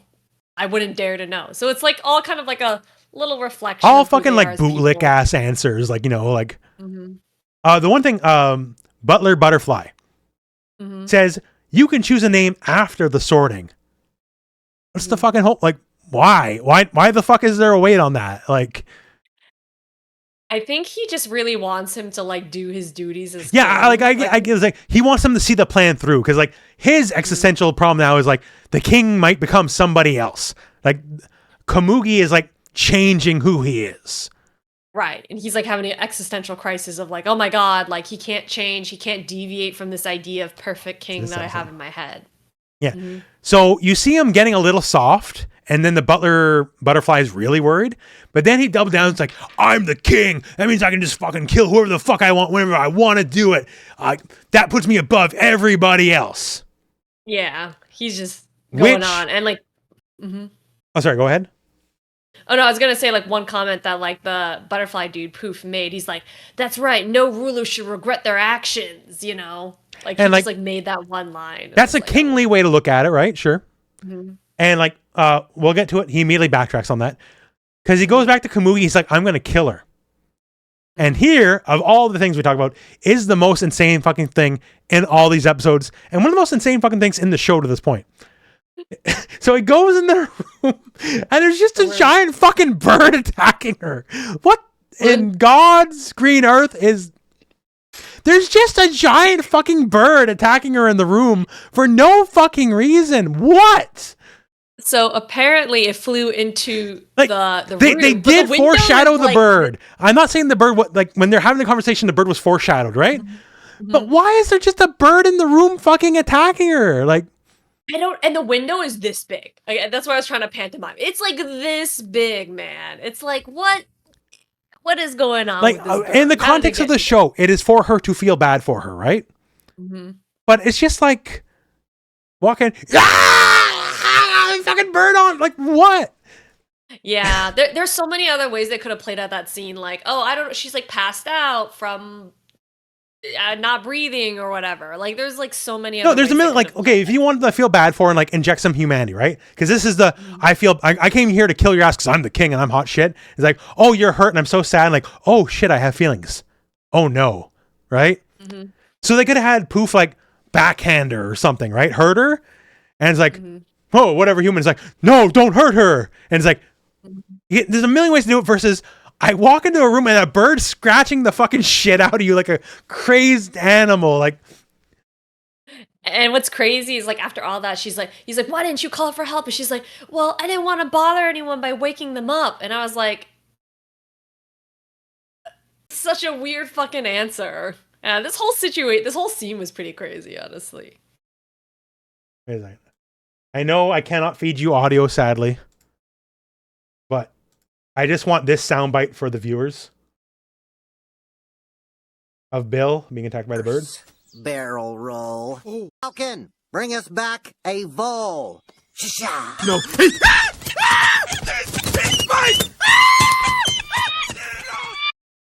So Bill is putting out a high-pitched girly scream, and that's all I can hear. Is, ah! And the bird just fucking like. That might be a top like 3 moment of the show to me. I don't even think she was even screaming. She was just like sitting there. No, she wasn't even. She was just suffering a bird attack in silence for potentially hours. For no reason. Yeah. Like, granted, she's blind. It's more difficult for her to fend off a bird than a normal person. Right. Like, it's not like she doesn't have arms, you know? Yeah, like, it's a stressful thing. I have been attacked by birds before.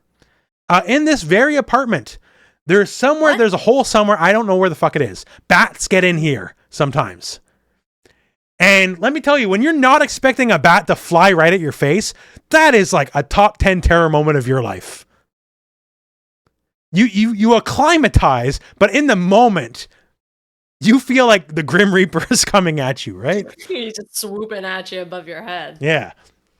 But just, like, Grant is like, he's kind of like, oh shit, maybe killing kids is bad. Like, he's kind of having a moment here. Because she's all scratched up. She's bleeding. It's like, you're hurt. I came here to kill you, but now I'm stressed that you're scratched up, right? Mm-hmm. But and then he's like, well, you're the guest of the king. Like, why wouldn't you be able to tell anyone that, like, you're getting hurt? And she's like crying. Yeah. You know, whatever. She's like, no one's ever been this nice to me. Yeah, no one's ever been nice to me. And he chews out Neferpitou. Is like, when you tell me about the birds, like, why would I fucking care? Like, why would I tell you about the bird? It's like, well, from now on, you tell me about every bird that attacks her. Yeah. Because I know that happens a lot. Yeah, well, to be fair, they've only known each other for a few days. It could be a common occurrence. Like, they got a real rabid bird problem in this. North Korea probably has some effed up birds. Proud communist birds. That's right. You got the flag, the sickle. What is it? The sickle and the hammer. Yeah, just like flying behind them. Juche, that's it. Juche. They believe in the spirit of Juche birds. They can smell the capitalism because she wins money through tournaments. That's capitalism. That's true. That's true. That's pretty much the episode. That's it. Just of all the things that could have happened when he opened the door, and just her being attacked by a fucking giant bird is just what a scene, man. What of all the things I could have expected, that just wasn't it. So it just threw me for a thing. Episode 109, taking stock in action. I wrote down here more specifically going out of the way to make sure they call Neferpitou they. Mm-hmm. And throughout the rest of this show, as we do, I am sure I will call her she multiple times. Mm-hmm. Please forgive me. I just know it. Oh, and this is where they finally do it, because I was just bitching about in my notes, like where did Colt go? He just disappeared. And Cole just randomly shows up now. They give him a ring. And the baby has grown up and it's like a monkey or something. Yeah. Because it has like a monkey tail. This whole episode, honestly, though, to me, it's kind of like... This is like the most of these nothing episodes. Yeah, it's a lot of setup. I also wrote down after that, it's like, oh, I guess the lion's just dead. They wasted a lot of time on him. Because I just felt like he's not coming back. Right, and this is where you see, like, his Nove, the glasses dude, you know, you see his hair is, like, totally white now, and he's, like, 20 years older. Yeah, and he has, like, age lines on him now, too, and all that. Mm-hmm. I just wrote down here, Nerdlinger has white hair now. I guess he's a scared baby. Mm-hmm. Yeah, but basically they're just talking about the plan. Oh, sorry. You want? No, I was going to... Next thing is Neferpitou. That's when he gets... Neferpitou gets chewed out by Miriam. Neferpitou, from this point on, you will report every bird attacking people in the fucking palace. Like, okay, I guess, boss. Like, and I literally only have one more note for this whole episode because they're talking about the plan, and like Killua apparently has a new move called Godspeed. Yeah, I think that was when he caught the they caught the dart. So like his reaction, he can make lightning make his reactions faster. Pretty much. Yeah, the episode, I did write some more notes, but it is... Yeah, they do talk about the plan, but yeah, like, so little happened in this episode. That's literally the notes I got. Yeah, they definitely could have skipped this episode. Like, they didn't have to explain what they were going to try to do. Yeah, there's a lot of explaining of, like, okay, we're going to go in here through the back, or we're going to watch this in this portal to do that in this portal, and then the sorting happens in a couple days, and, like, just... It's a lot of over exposition for little narrative gain.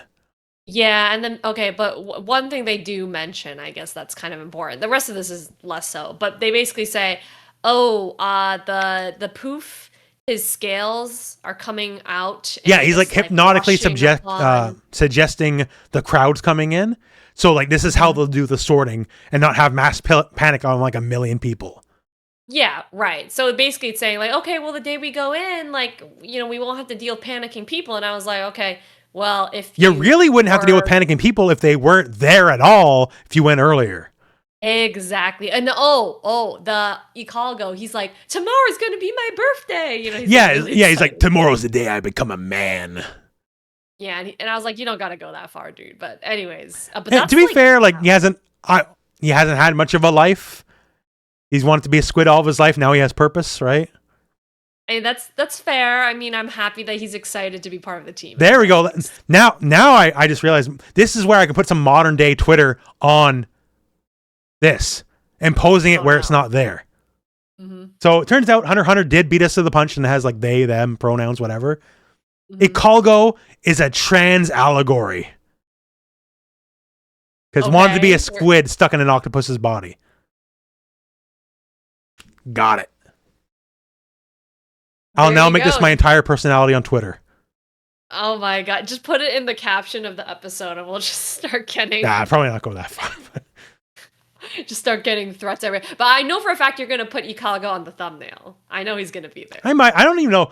So little happens. Like normally the thumbnail is like, oh, I'll take the big note of the episode. It's like, so I just might as well put fucking the girl and fucking Photoshop a bird attacking her or something like that. Like, so little happens.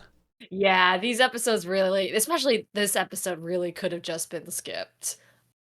Yeah. Even the next episode, like with this like wolf side story they have going on, it's with the he's like wearing a thong or whatever. It's okay. So that's the next. We've seen the wolf, but we never saw him like in profile yet for his full outfit.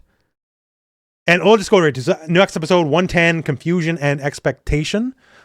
And so the wolf guy, we saw him, but now so he's wearing a thong steel codpiece. And like his whole ass is out when you see him from the back, and just like a giant codpiece on the front. It's truly impressive. And also it's interesting because he's not like played up as a haha funny character. He's like, no, I'm here to take over the politician's job and become the shadow ruler of the government or whatever. But he's so incompetent. He's going to become the ruler behind the ruler, right? Yeah, the ruler behind the scenes. But then he's so incompetent that it's like these guards literally did not find the shoes that Nove left behind. They were there for like weeks or whatever. For weeks. And I was like, what are you talking about, man? You guys are incompetent. The wolf, he has like superpower smell. He's trying to track down Nerd Guy and has dead end. And he has like just a million wrong theories about it. Yeah. Now, before, we've seen like the wolf guy from chest up, and his only other trait is he's wearing like a tight black shirt. Mm-hmm. So originally I was calling him Julian. Who is a character from Trailer Park Boys. Mm-hmm. And the main antagonist of Trailer Park Boys is a gay guy. And it's like, he's at war with Julian and the boys. And it's like, Julian, you can sit there and be sexy all you fucking want. I'm going to stop you. And like, he always will make sure to call out how sexy Julian is when he's fighting with him, right? You and your sexy black shirt won't stop the new park plan, Julian. Like stuff like that. Mm-hmm. Also, fun character trait, Julian always has a shot glass of booze on him, no matter what. Mm-hmm. Like, no matter what. Is it always full or? Yes.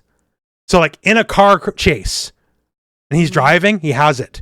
They flip the car, they get out of the car, still has a full drink. What? Oh, that's wild. So that's just a character trait. Julian always has his drink on him.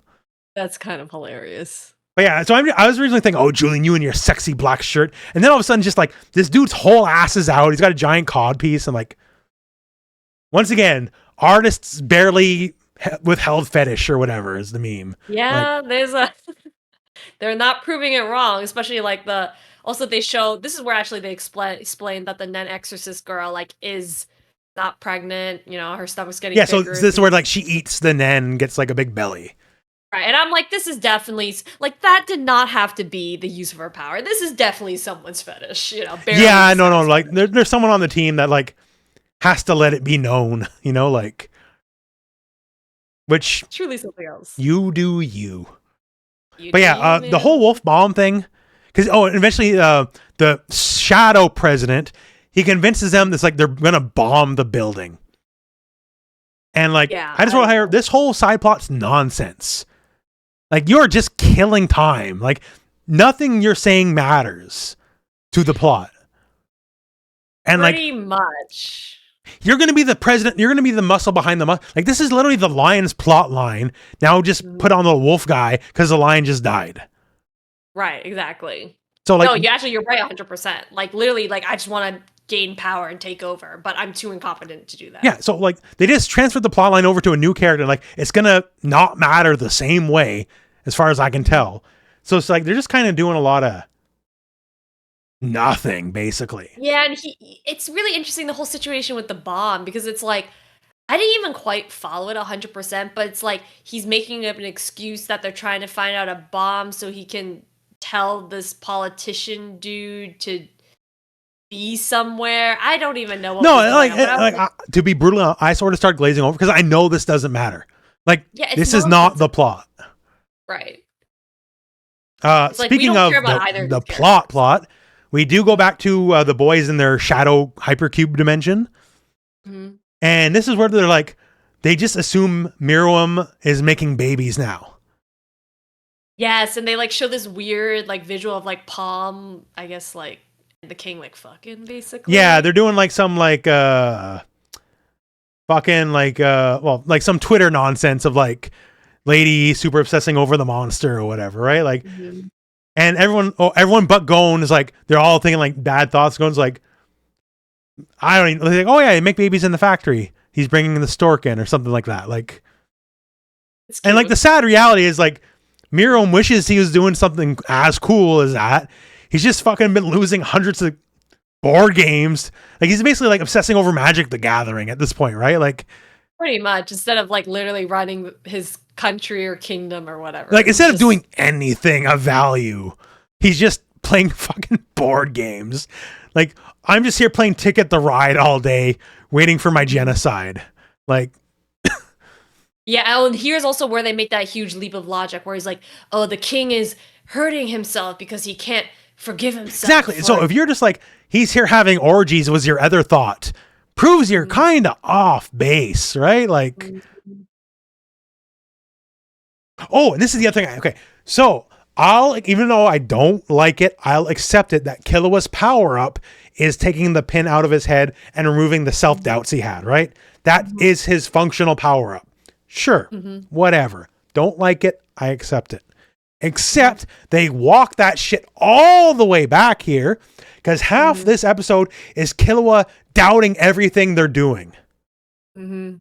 He's like, well, what if we do this and that? What if this and that? It's like, we can't be prepared. It's like, you're doing nothing. Your power was you just gained confidence. And now you're just second guessing everything that's happening. Yeah. Oh, one other thing I'll say that happens in this episode, now that we're talking about it, and I'm reading my notes, is they do kind of discuss, I guess, the intricacies of like the castle guard or whatever, which I think will play a part in future episodes, where basically they say like, okay, the king doesn't want, like the N is bothering him or something. Like, yeah, like Neferptow's constant surveillance is just like pissing him off, irritating him. Yeah, so he's basically like, okay, you can keep the surveillance on the outside and then also below the staircase on the first floor, but I don't want it anywhere else. So it's like that. Make sure it's easy for me to get sneak attacked. Pretty much. Yeah. Like we got it right because we built up your power too good, so now we need to handicap it in a way for the plot to work. Yes, exactly. It's like a very like random, like, you know, you've been dealing with it all this time. Why is it suddenly like right now? Well, because he's a big piss baby that he can't win a board game. Yeah. Well, cast Soul Ring on turn 1. That's not fair. Like, that's basically it. Like,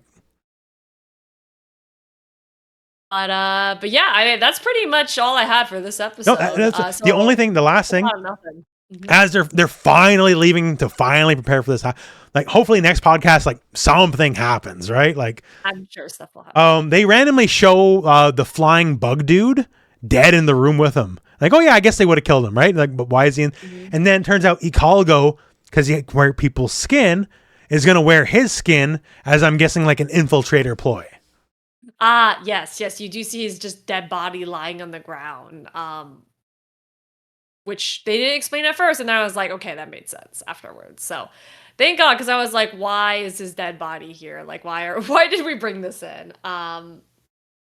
Anyways, I didn't have anything to add there, but I just no, and that's it. So that's episode 110. So next time will be episode 111, and 2 podcasts in a row. Like, we went through a lot of episodes. The last 2 episodes, we went through like 18 episodes or something, and very little actually happened. So I feel like next episode run, we're due like something big. I think so. I mean, that's part of the reason I was telling you, which was that, like, I think we can just run through like 10 episodes in one podcast because there's not a whole lot to cover. So yeah. So, and you were definitely right. There's not much to cover. I guess I'm sort of interested to see what happened to Palm, because I don't know. I don't think they would just kill her off camera. Mm-hmm. So like she's captured or something. Mm-hmm. Like, to be fair, when she showed up, I just thought they're going to write off the show like so many other characters. So the fact that she came back to matter again now has me somewhat invested. Mm-hmm. You know, it's not like our boy Leorio where we're running out of show for him to come back. Like, yeah, he's him and Kurapika, they've basically gone bye-bye. Yeah. Since like the first few like arcs. the spiders, at least they gave us like 2 episodes, so I think they'll come back. Mm-hmm. Maybe for like our last hurrah or something. I don't know. Mm-hmm. Like, oh no, our plan worked, but we didn't know this, so we were gonna lose. But then the spiders come save the day or some bullshit. I don't know. Mm-hmm. But other than that, it looks like we're going up to our destined battle, and it looks like there's a little hinge in the plot because Mirouma is learning how to be a human. That's right. He's not totally heartless. Yeah, so it makes me wonder if, like, once again, double turn, like maybe Killua sees Mirouma is like has something like some feeling for the girl. It's like, well, I'll just fucking kill her then. It's like, no, don't do that. And like double face turn, like double switch. I see. Uses her as leverage, basically. Yeah. Okay. Interesting theories. I think generally your guesses are pretty on the mark. So, like, once again, I don't know. We gotta do something big with the chairman. Chairman needs. Oh yeah. He either needs a big fight or just he needs to show up and one shot somebody. Bro's been sitting there meditating for the past 20 episodes. He's been gaining power, right? He's already by default the strongest character of the good guy side. Then he's been gaining power. Like, it doesn't need to be a 3-episode fight arc or what. He just needs to show up and dust somebody. Mm-hmm. Like, I would like a 3-episode. Like, I want to see him earn his keep in the fighting game, right? Right. See his powers and stuff like that. Yeah. But like, he's got to do something at this point. Because he is the linchpin, right? Like, yeah. They were saying we can fail on every other thing as long as the chairman beats Mirouma, we win. Mm-hmm. So show me something with the chairman. I think there's going to be a lot more action in these next few episodes. So hopefully. Because I don't want to be like, even though at the time I appreciated it, I don't want it to be like the spider arc where like they just do it and then they kind of like, okay, well, we'll go our separate ways. Because that, after like the last 20 episodes of nothing, that would be insulting. Yeah, and it's kind of crazy. Like, they definitely, I mean, I don't know what the reasoning was behind like them not using Leorio and Kurapika. Like, I get that they have their own, whatever. Kurapika has his own thing where he's trying to go hunt down the rest of the spiders, whatever. Okay, maybe I can understand them not including him. But Leorio, what is Leorio doing? He's got nothing better to do right now. Let's be honest. He could totally be on this adventure with them.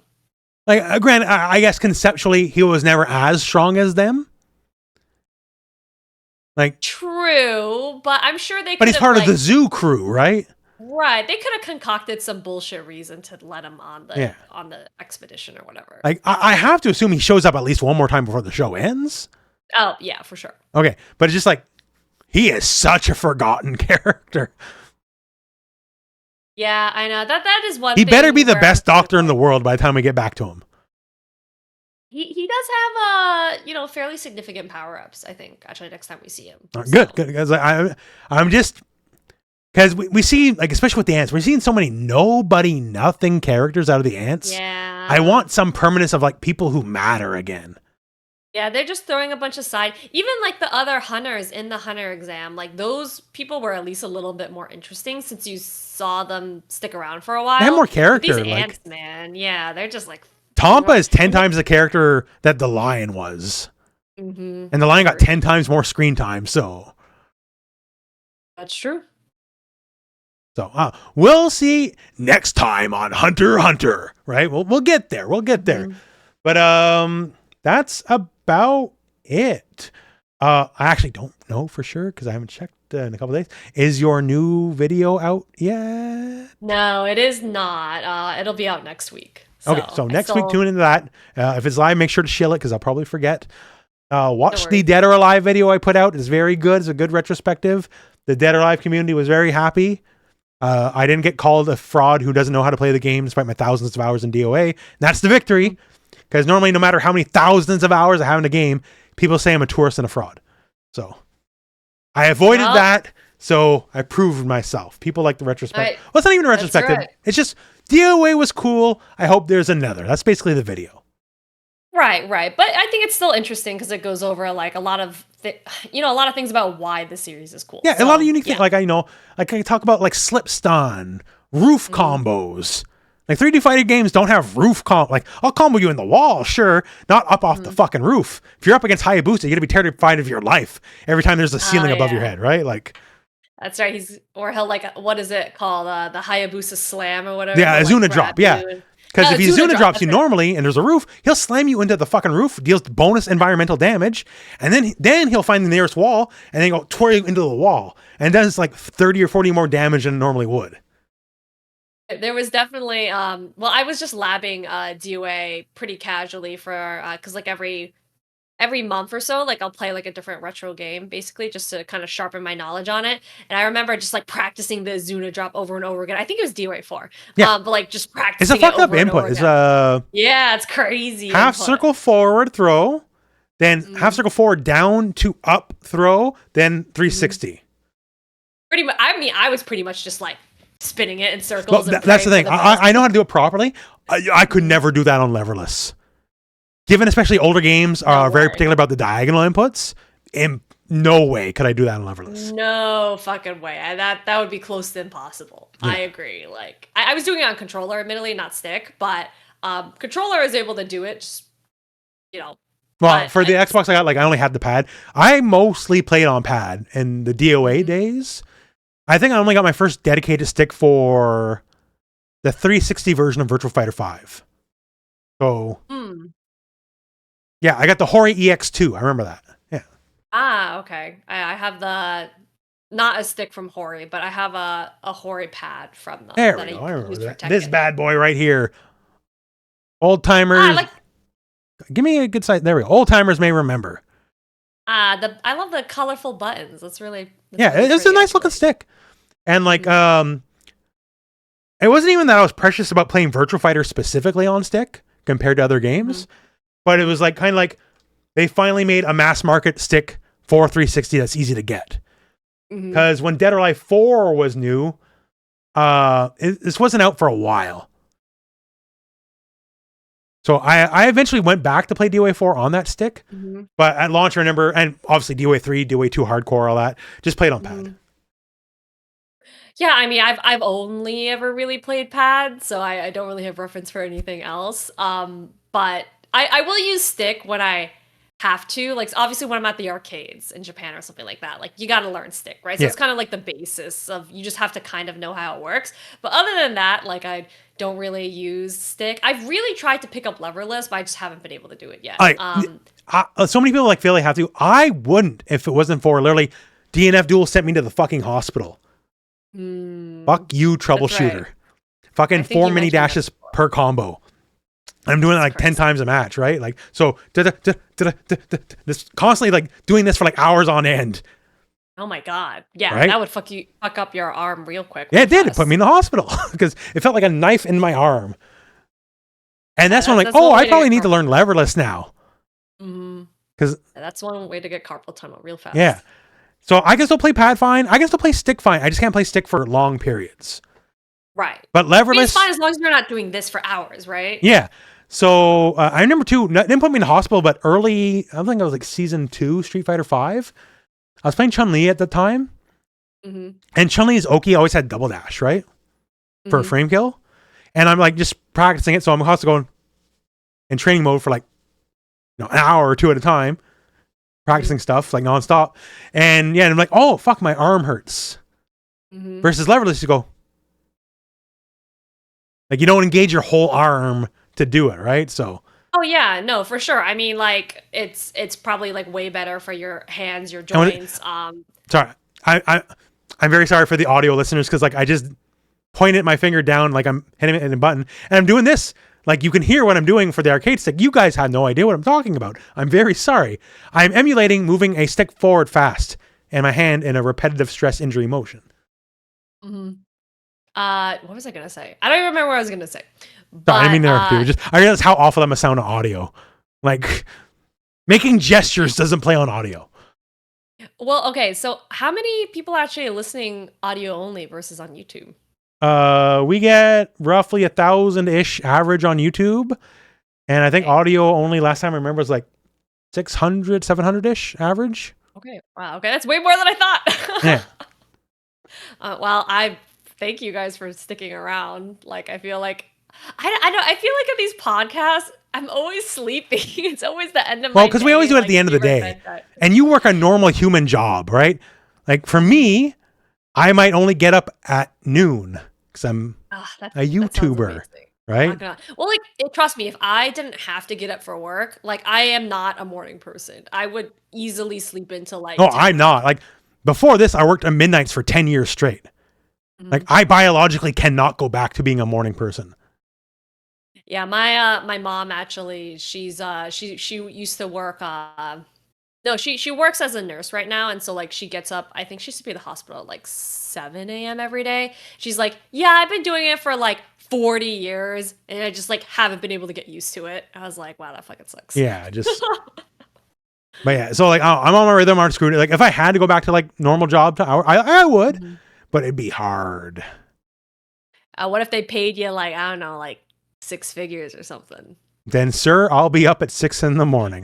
That's a lot more. Like I mentioned this in the past a couple times. Without going to numbers, trust me, the YouTube job, like it pays the rent. Thank you very much for watching the videos. It ain't no glamorous money. This isn't even the most money. In my old job, I made more money than I do on YouTube. I mean, what if you decided to?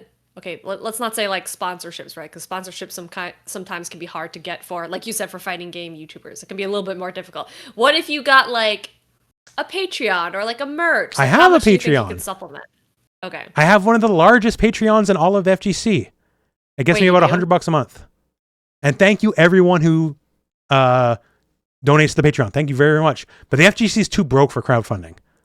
I see. All right, that's fair. I guess like first of all, I didn't even know you had a Patreon. So whoopsies. But second of all, okay. It's at the end of every video. That little thing that rolls down, all the patron subscribers, end of every video. I usually click out before the very end of the video. I'm gonna be honest.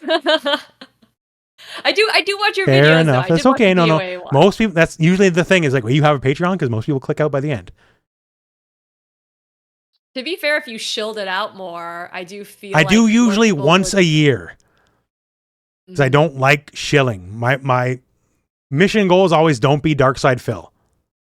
Well, okay, there's a fine line, right? Because like, obviously, I agree. I don't want to shill out like what I do overly, right? But then if you never mention it, then it. I know, like you need to, but I feel bad, right? Like it's like I should mention Going with the Wind more on the main channel. I should. Even talking about it briefly makes me feel like, well, I'm just fucking directing from the video to make sure you watch it. Like, like I don't know. Once again, literally, part of the reason I've succeeded is because I don't be Dark Side Phil. Because generally, the Dark Side Phils of the world who say, go check out my other things, subscribe to my, they usually don't do well because people don't like that. And I know people don't like that, so that's why I don't do it. Well, also, like, you probably have to keep in mind, like, I feel like I don't really watch him, but like the content that he's producing probably isn't very good quality. No, so, like, content's a very strong word. Most of his content this day is complaining about people not giving him money. Yeah, so, like, if you redirect it to the Going with the Wind podcast, I feel like that's very different. Like, wow, I've been doing this for, like, I don't even know how many hours, like, what, 4 times 17 episodes, like, hundreds of hours at this point. That's very I feel different. like we've done enough episodes of these. Like, I don't want to change the mission statement too much, but a potential future Aang with the Wind or the other secret podcasts, which we won't mention publicly that we might do, that I might push a lot harder. Mhm. Okay, I mean, we will see. We'll ruminate on it. We can talk about it. There is interest. Like the very first episode, one I did mention publicly, has something like combined between Spotify and YouTube, like 10,000 views for that episode 1, which sucks because we've both gotten a lot better at podcasting since then. Like that was both us at our worst.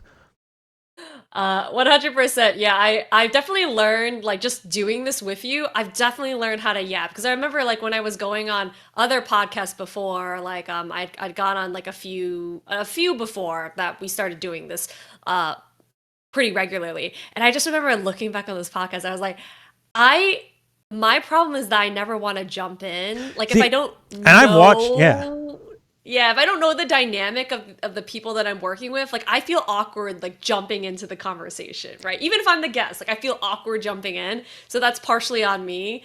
But anyways, point being, like, through just our conversations, like, just, I mean, you are excellent at yapping. So you are an excellent co-host. See, my problem, which I watched, like, the first episode, I watched parts of it again, I felt real bad because, like, I understand that, like, I don't know how to phrase this other than I phrase it. I can have a dominant personality, right?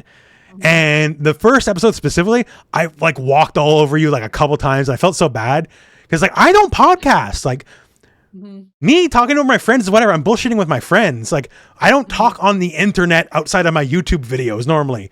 So I like realized like, oh no, I need to shut the F up sometimes. And like, so I've been getting I still do it occasionally. I feel bad. I do not mean to do it, but like, you're good. But yeah, so we're both a lot better at this, right?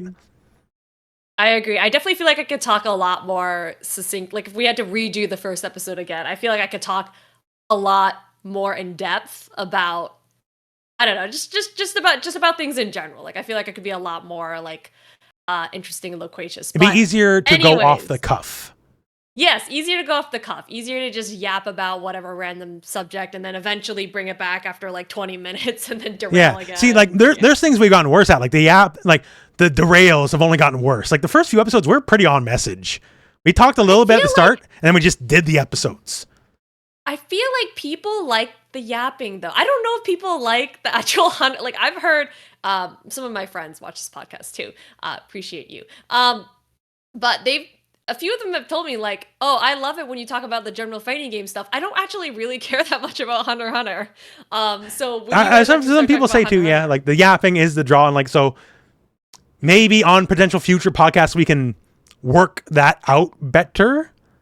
Because, you know, like maybe a dedicated yap section, like which is the beginning of the video usually anyways, but like, you know, I listen to other podcasts and usually when they get off brand, off message, they correct themselves quickly. We do not. Yes, sometimes we go a little bit too much into the side topics. Maybe it should be like I don't know, like maybe maximum of 30 minutes yap time at the beginning, and then we get on topic, right? Or maybe we just break it out, like the On Mission podcast, the Yapcast, and then they're just two separate things. That could be something too. Well, for sure. Isn't there like Lost Grant? Like, isn't Triple KO over? Can we not just steal that? We could. They're over, I think. Because the way, from my understanding, it was like a COVID thing. And then just their schedules are too hectic to coordinate anything. God bless Wooly, but we ate his lunch, right? So... Like, at this point, I think our podcast is we definitely... I do not know the exact number, but we have to have gotten farther than Willie did. Oh, I mean, I'm more than 2/3 of the way through the podcast, I think. Or through the anime. Yeah. So we're very far in it. Yeah. So basically, if you drop the ball on a podcast, we'll just steal your soul. We'll Shang Tsung it and it becomes ours. Nah, we have our own idea. Like I pitched a few ideas to you. We have. No, you got some good ideas. The one I would love to do, podcast I listen to, it's 52 episodes long, one a week. It's the worst idea of all-time podcast. Okay, interesting. They watched the Adam Sandler movie Grown Ups 2. So they have never seen Grown Ups 1. They've only watched Grown Ups 2, right? Mm-hmm. And they rewatch it every week for a year. What? Okay. The movie's not a good movie. And they knew that going in. That's like, this movie's probably going to be bad, right? And like the first few episodes, like, yeah, this movie fucking sucks, right? And eventually then they start having like, they start seeing things because they watch the movie every week. So they start seeing things that like aren't there in the movie. Like start coming up with like their own plot lines and stuff. Kind of like what's happening in Hunter x Hunter right now, where they're kind of, like, but like we're not rewatching the same episode every single week, right? Like they are only watching that movie 52 times. That is crazy. Okay, so like, what do they learn along the way? I guess that the movie's really bad. And Adam Sandler's a piece of shit. Like there were no lessons learned. Basically not. But I'm surprised how. I mean, they must be really interesting to listen to. No, but it is because like this basically it's like a Lovecraftian descent into madness. Because they just keep watching it and it's never getting any better. But they have to like mentally cope with the fact they got to keep watching it. So like new things start coming to them in heads, like, oh, maybe this scene meant this and like all that kind of stuff. And if I remember right, the very last episode was like they had a live watch of it with an audience. Oh my God. And then they finally had like a bonus episode at the end where they finally watched the first movie. Ah, that's a really cute idea. Actually. Yeah, and they're like, oh yeah, shit, this makes sense. Now we have context for everything we just watched for a year. What movie would you do that with if you had to pick? It would have to drive me insane. You can't just pick a movie you like, right? Like, okay, so then what movie would you pick? Oh God, no. It'd have to be Skinamarink. I despise that movie. People tell me, oh my, you don't understand the art. It's one of the most fucking inspired, artful horror films of the last 40. Go fuck yourself. That movie is unbearable. What is it about? I don't even know. Okay, it's a horror movie with 2 3-year-olds from their perspective. Okay. Except you don't see them. It's in first person. Okay. And like, I don't think we should go do I want to watch TV. And then like, while they're watching TV, the kid's toy might like slowly move across the screen. And like, they'll have like a bunch of like those spelling blocks and it might fall over. Because there's a ghost, right? Okay. And that's 90% of the movie. Oh. I mean, is there like, I'm assuming there is a ghost doing all of there this, is right? there is an evil entity. But it's just, I cannot process the mind of anyone who finds that artistically valuable. Interesting. Like the only other one I could think of, because that movie enrages me. If you want to see me lose my fucking mind over the course of the year, like a Vietnam veteran or something, that's the movie. I watch a lot of bad movies.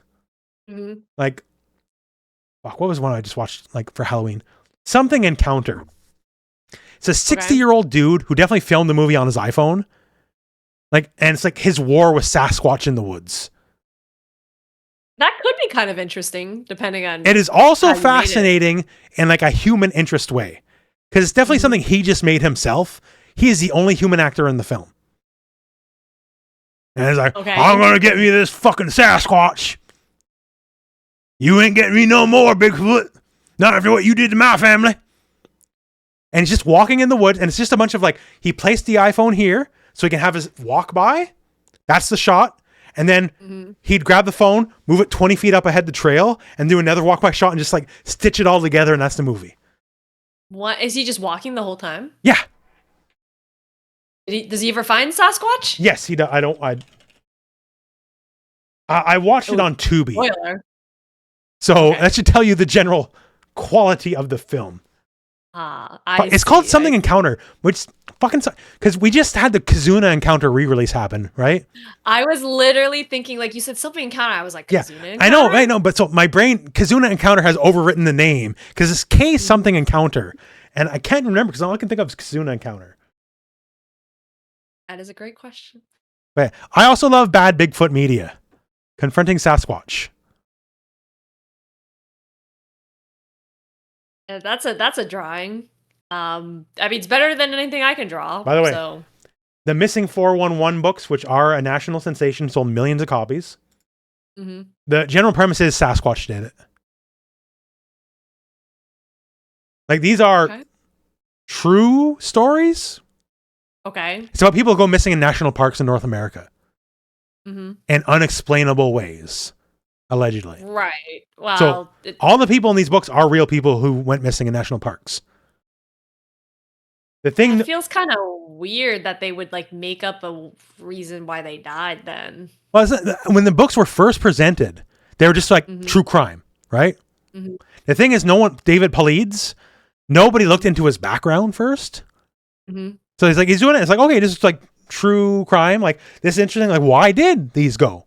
Like, he doesn't give you in the first few books, anyways. He doesn't lead you in a direction. Right. He's just presenting states as it is, and it's like it's an honest to God mystery. We can't explain why they disappeared. Mhm.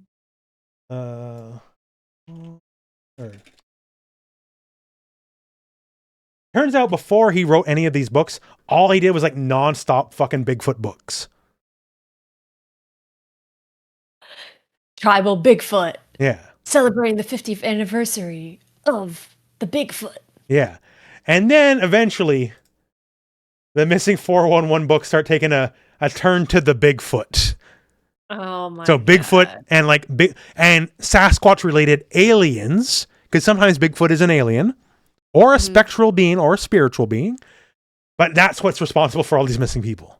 All right. Well, are the books written well? Well, the first few ones are just true crime. Mm-hmm. And I'll leave with this because we have so fucking gone off the reservation on this. What the fuck's the guy's name? Max Brooks. You remember World War Z? No. It's a I don't good- even know why you asked me these things. I don't remember shit. World War Z was a big movie, had Brad Pitt. It was a big but bad movie. It is an actual 10 out of 10 book. The zombie war. Yes. Okay. This is before zombie culture became like it was novel at the time, right? Mm-hmm. He wrote another book, which is not as famous, called Devolution. And this is about, a first-hand account of the Rainier Sasquatch Massacre. What? Reindeer Sasquatch Massacre? Rainier, like Mount Rainier, like a Seattle area. Rainier. Yes, Yeah. I've been to Mount Rainier, actually. So I listened to the audiobook of it, which is actually fantastic. And it's just like, it's about like techno Elon Musk kind of people being murdered by Sasquatches. So if you want Elon Musk stand-ins killed by Bigfoot, I highly recommend Devolution. Rooflemonger's favorite genre of fan fiction. Speculative Sasquatch murder is one of my hobbies. Yeah, any movie you bring up, honestly, you should just assume that I have not seen it. I have not seen many movies of my Okay, life. to be fair, like I'm not exactly hitting you with a lot of big pulp. I'm hitting you with like obscure shit 90% of the time. Not like, did you ever watch Enchanted? Or Yeah, like, I did. Did you ever watch How to Train Your Dragon? I've never seen How to Train Your Dragon actually. I have seen How to Train Your Dragon. That's it. I've watched all the Avengers films. Marvel. I've watched a lot of the Marvel films too. But yeah, in terms of like, and also I don't watch any. Have you ever watched this scary obscure 80s horror movie? Probably not, but I don't watch anything retro also because like I did not. 80s isn't I did not retro. grow- I was alive in the 80s. It's retro to me. I didn't grow up like with American media, so it's like a very different. Fair enough. It's a different world for me, but I probably should catch up. Like at this point, like I'm an adult. Like I'll say this, like I am biased as a child of the 80s. Mhm. I half jokingly, half 100% sincerely believe the 80s is the peak of Western society. I think you've mentioned this before. Yeah. Just like color schemes, movies, like there's a reason we keep coming back to the 80s and we don't keep coming back to the 90s. Mhm. Well, I love the And we'll aesthetic. never, sorry, not to run over you, but we'll never come back to the early 2000s. No, cultural wasteland. Nothing to value. All right, fair. I mean, Had 9/11. I think a lot of- That's it. Damn, kicked off the decade with a bang. That's for Yeah. sure. Yeah, I think. Well, no, I mean, we discussed this before that like Avatar: The Last Airbender is like a major thing that Yeah, came out it in is, but like 2000s. I feel like that's not even early 2000. But like that's like not a time and a that's not a vibe, right? I see. Like think 80s Miami, hot pink lights. Y2K is very much a style that's like popular in fashion right now. But you say Y2K, I just think like a bunch of boomers being scared computers are going to kill them. It's like a specific fashion style with like I don't know, like flare jeans and like bedazzled on the butt pocket jeans. 80s had bedazzlers too. I think that's a retro 80s trend. I think fashion like specifically cycle like every 20 years or something. Yeah, it does recycle for sure. Like if I think specific 2000s fashion, jorts. Like that's the biggest thing I could take out of the early 2000s. Oh, jeggings. Yeah. Jeggings. I used to own jeggings. That's crazy. Like anything jean into shorts or like manipulating jeans in a way. Like also Hollister and Abercrombie, right? Just like the really tight like shirts at the top. Anyways, that's what I think of, but of course that was that was after your time, so my time is still ongoing. Thank you very much. My time is current. Look at after the time you grew up. Look at my trendy haircut that my barber picked for me because I just picked something that works. I don't know. I mean, like you said, your hair's not gray yet, so I guess technically it is still your time. Yeah, exactly. Like it doesn't show on the camera. I got a little bit right here. I think you'll be okay. Which, this and right here, which are both from when I got hacked. I definitely did not have gray hairs before I got hacked last year. Mm-hmm. And then I spent I was up for 80 hours straight tearing my hair out in stress, and then I got gray hairs. I mean, that'll do it. It was not one of the highlights of my life. I'll say that. I don't recommend it. I'll take it back. It's still your time right now. Your time is whatever you make of it, right? I do like the vaporwave aesthetic, actually, but that was 80s. Exactly, and that's 80s as hell. Yeah. I'm in my prime. Thank you very much. That's right. Or it's like that meme of whatever, Back to the Future. It's like, how do you do, fellow kids? Oh, which movie was that? That's It's one of the Back to the Futures. I don't know. No, it's not Back. It's not Back to the Future. Wait, it's not? No. What movie? It was 30 Rock. Oh, wow, I was just totally wrong. It was definitely not that skit happened 30 years after Back to the Future. That's fair. Well, but the actor was in Back to the Future. Was Steve Buscemi in Back to the Future? Okay, I'm just making shit up then. Don't listen to me. I don't think he was. Okay, no. Never mind. There was a while where Steve Buscemi was in every second movie. Mm-hmm. You couldn't, him and Sammy Jackson have a good 30-year gap where it's one of the two. Mm-hmm. If not both. Mm. I've seen meme from Ted. You ever heard of Samuel L. Jackson's no. It's you ever seen any movie ever? He's the black guy.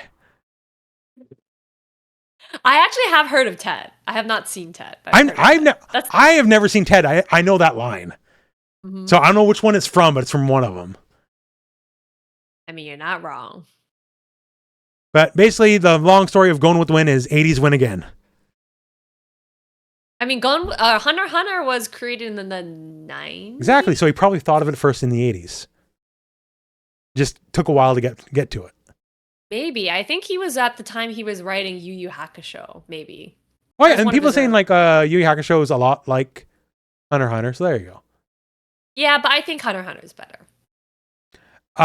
Given that this podcast is about Hunter x Hunter and not Yu Yu Hakusho, it is by definition better. True. It's also way longer, and there's way more shit to go through than Yu Yu Hakusho.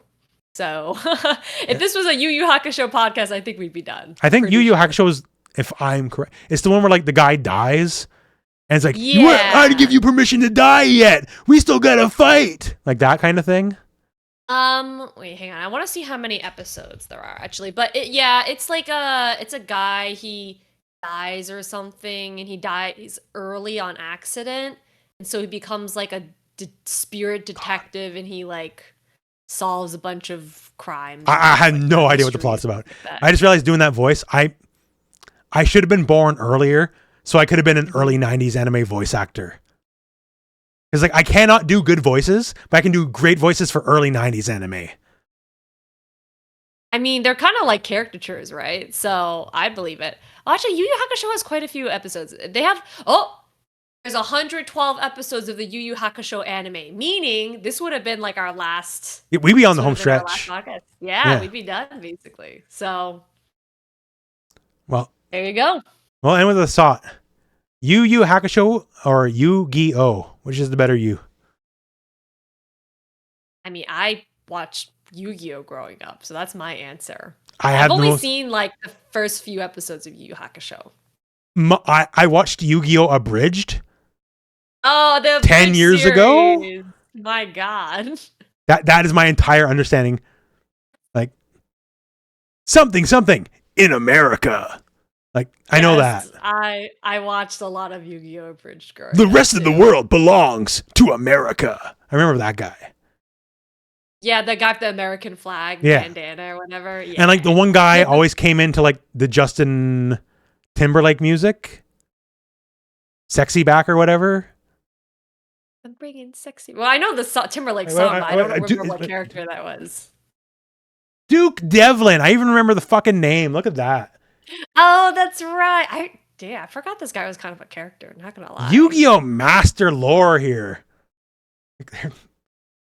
That's my Duke Devlin. It's apparently a Duke Devlin as well. There can be more than one. He looks like the end from Metal Gear 3. Metal Gear Solid 3. A little bit. Well, it's just an old man. I can't hold that against him. Yeah, well, he's got like, I don't know, with like the flag behind him. I'm getting like, yeah, the flag. It definitely adds a couple shades of America to it. Mm-hmm. Even though I think they're all actually, are they American? I think all of the Cobras are. Wait, they're called the Cobras, right? I think they're all American. The boss is American. Anyways, I'm just talking to myself.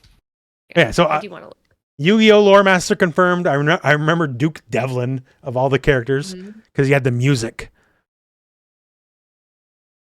And eventually, I remember that song would morph into that one dancing Elfelt video that caused like Twitter to melt down for a while. What video is that? Oh, God. Elfelt.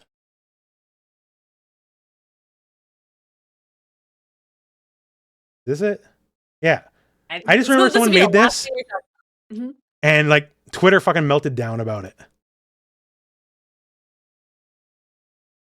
Oh, just Elfit having doubts. Yeah.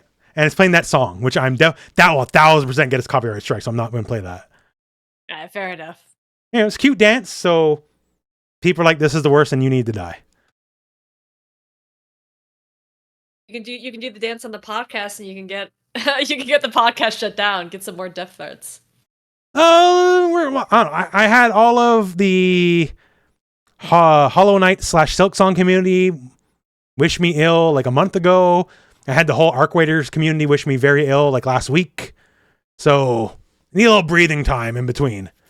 That's fair. You can't do it too often either. Otherwise, people will. No, there's an art to it. Like if you just do it nonstop, then the act gets old, right? Like people are gonna know you're just shitposting all the time. But if you do it just infrequently enough to where it's like fresh in you, they'll get mad at you all over. Exactly. And don't worry. Like the Expedition 33 wars will continue as we get closer to the Game Awards.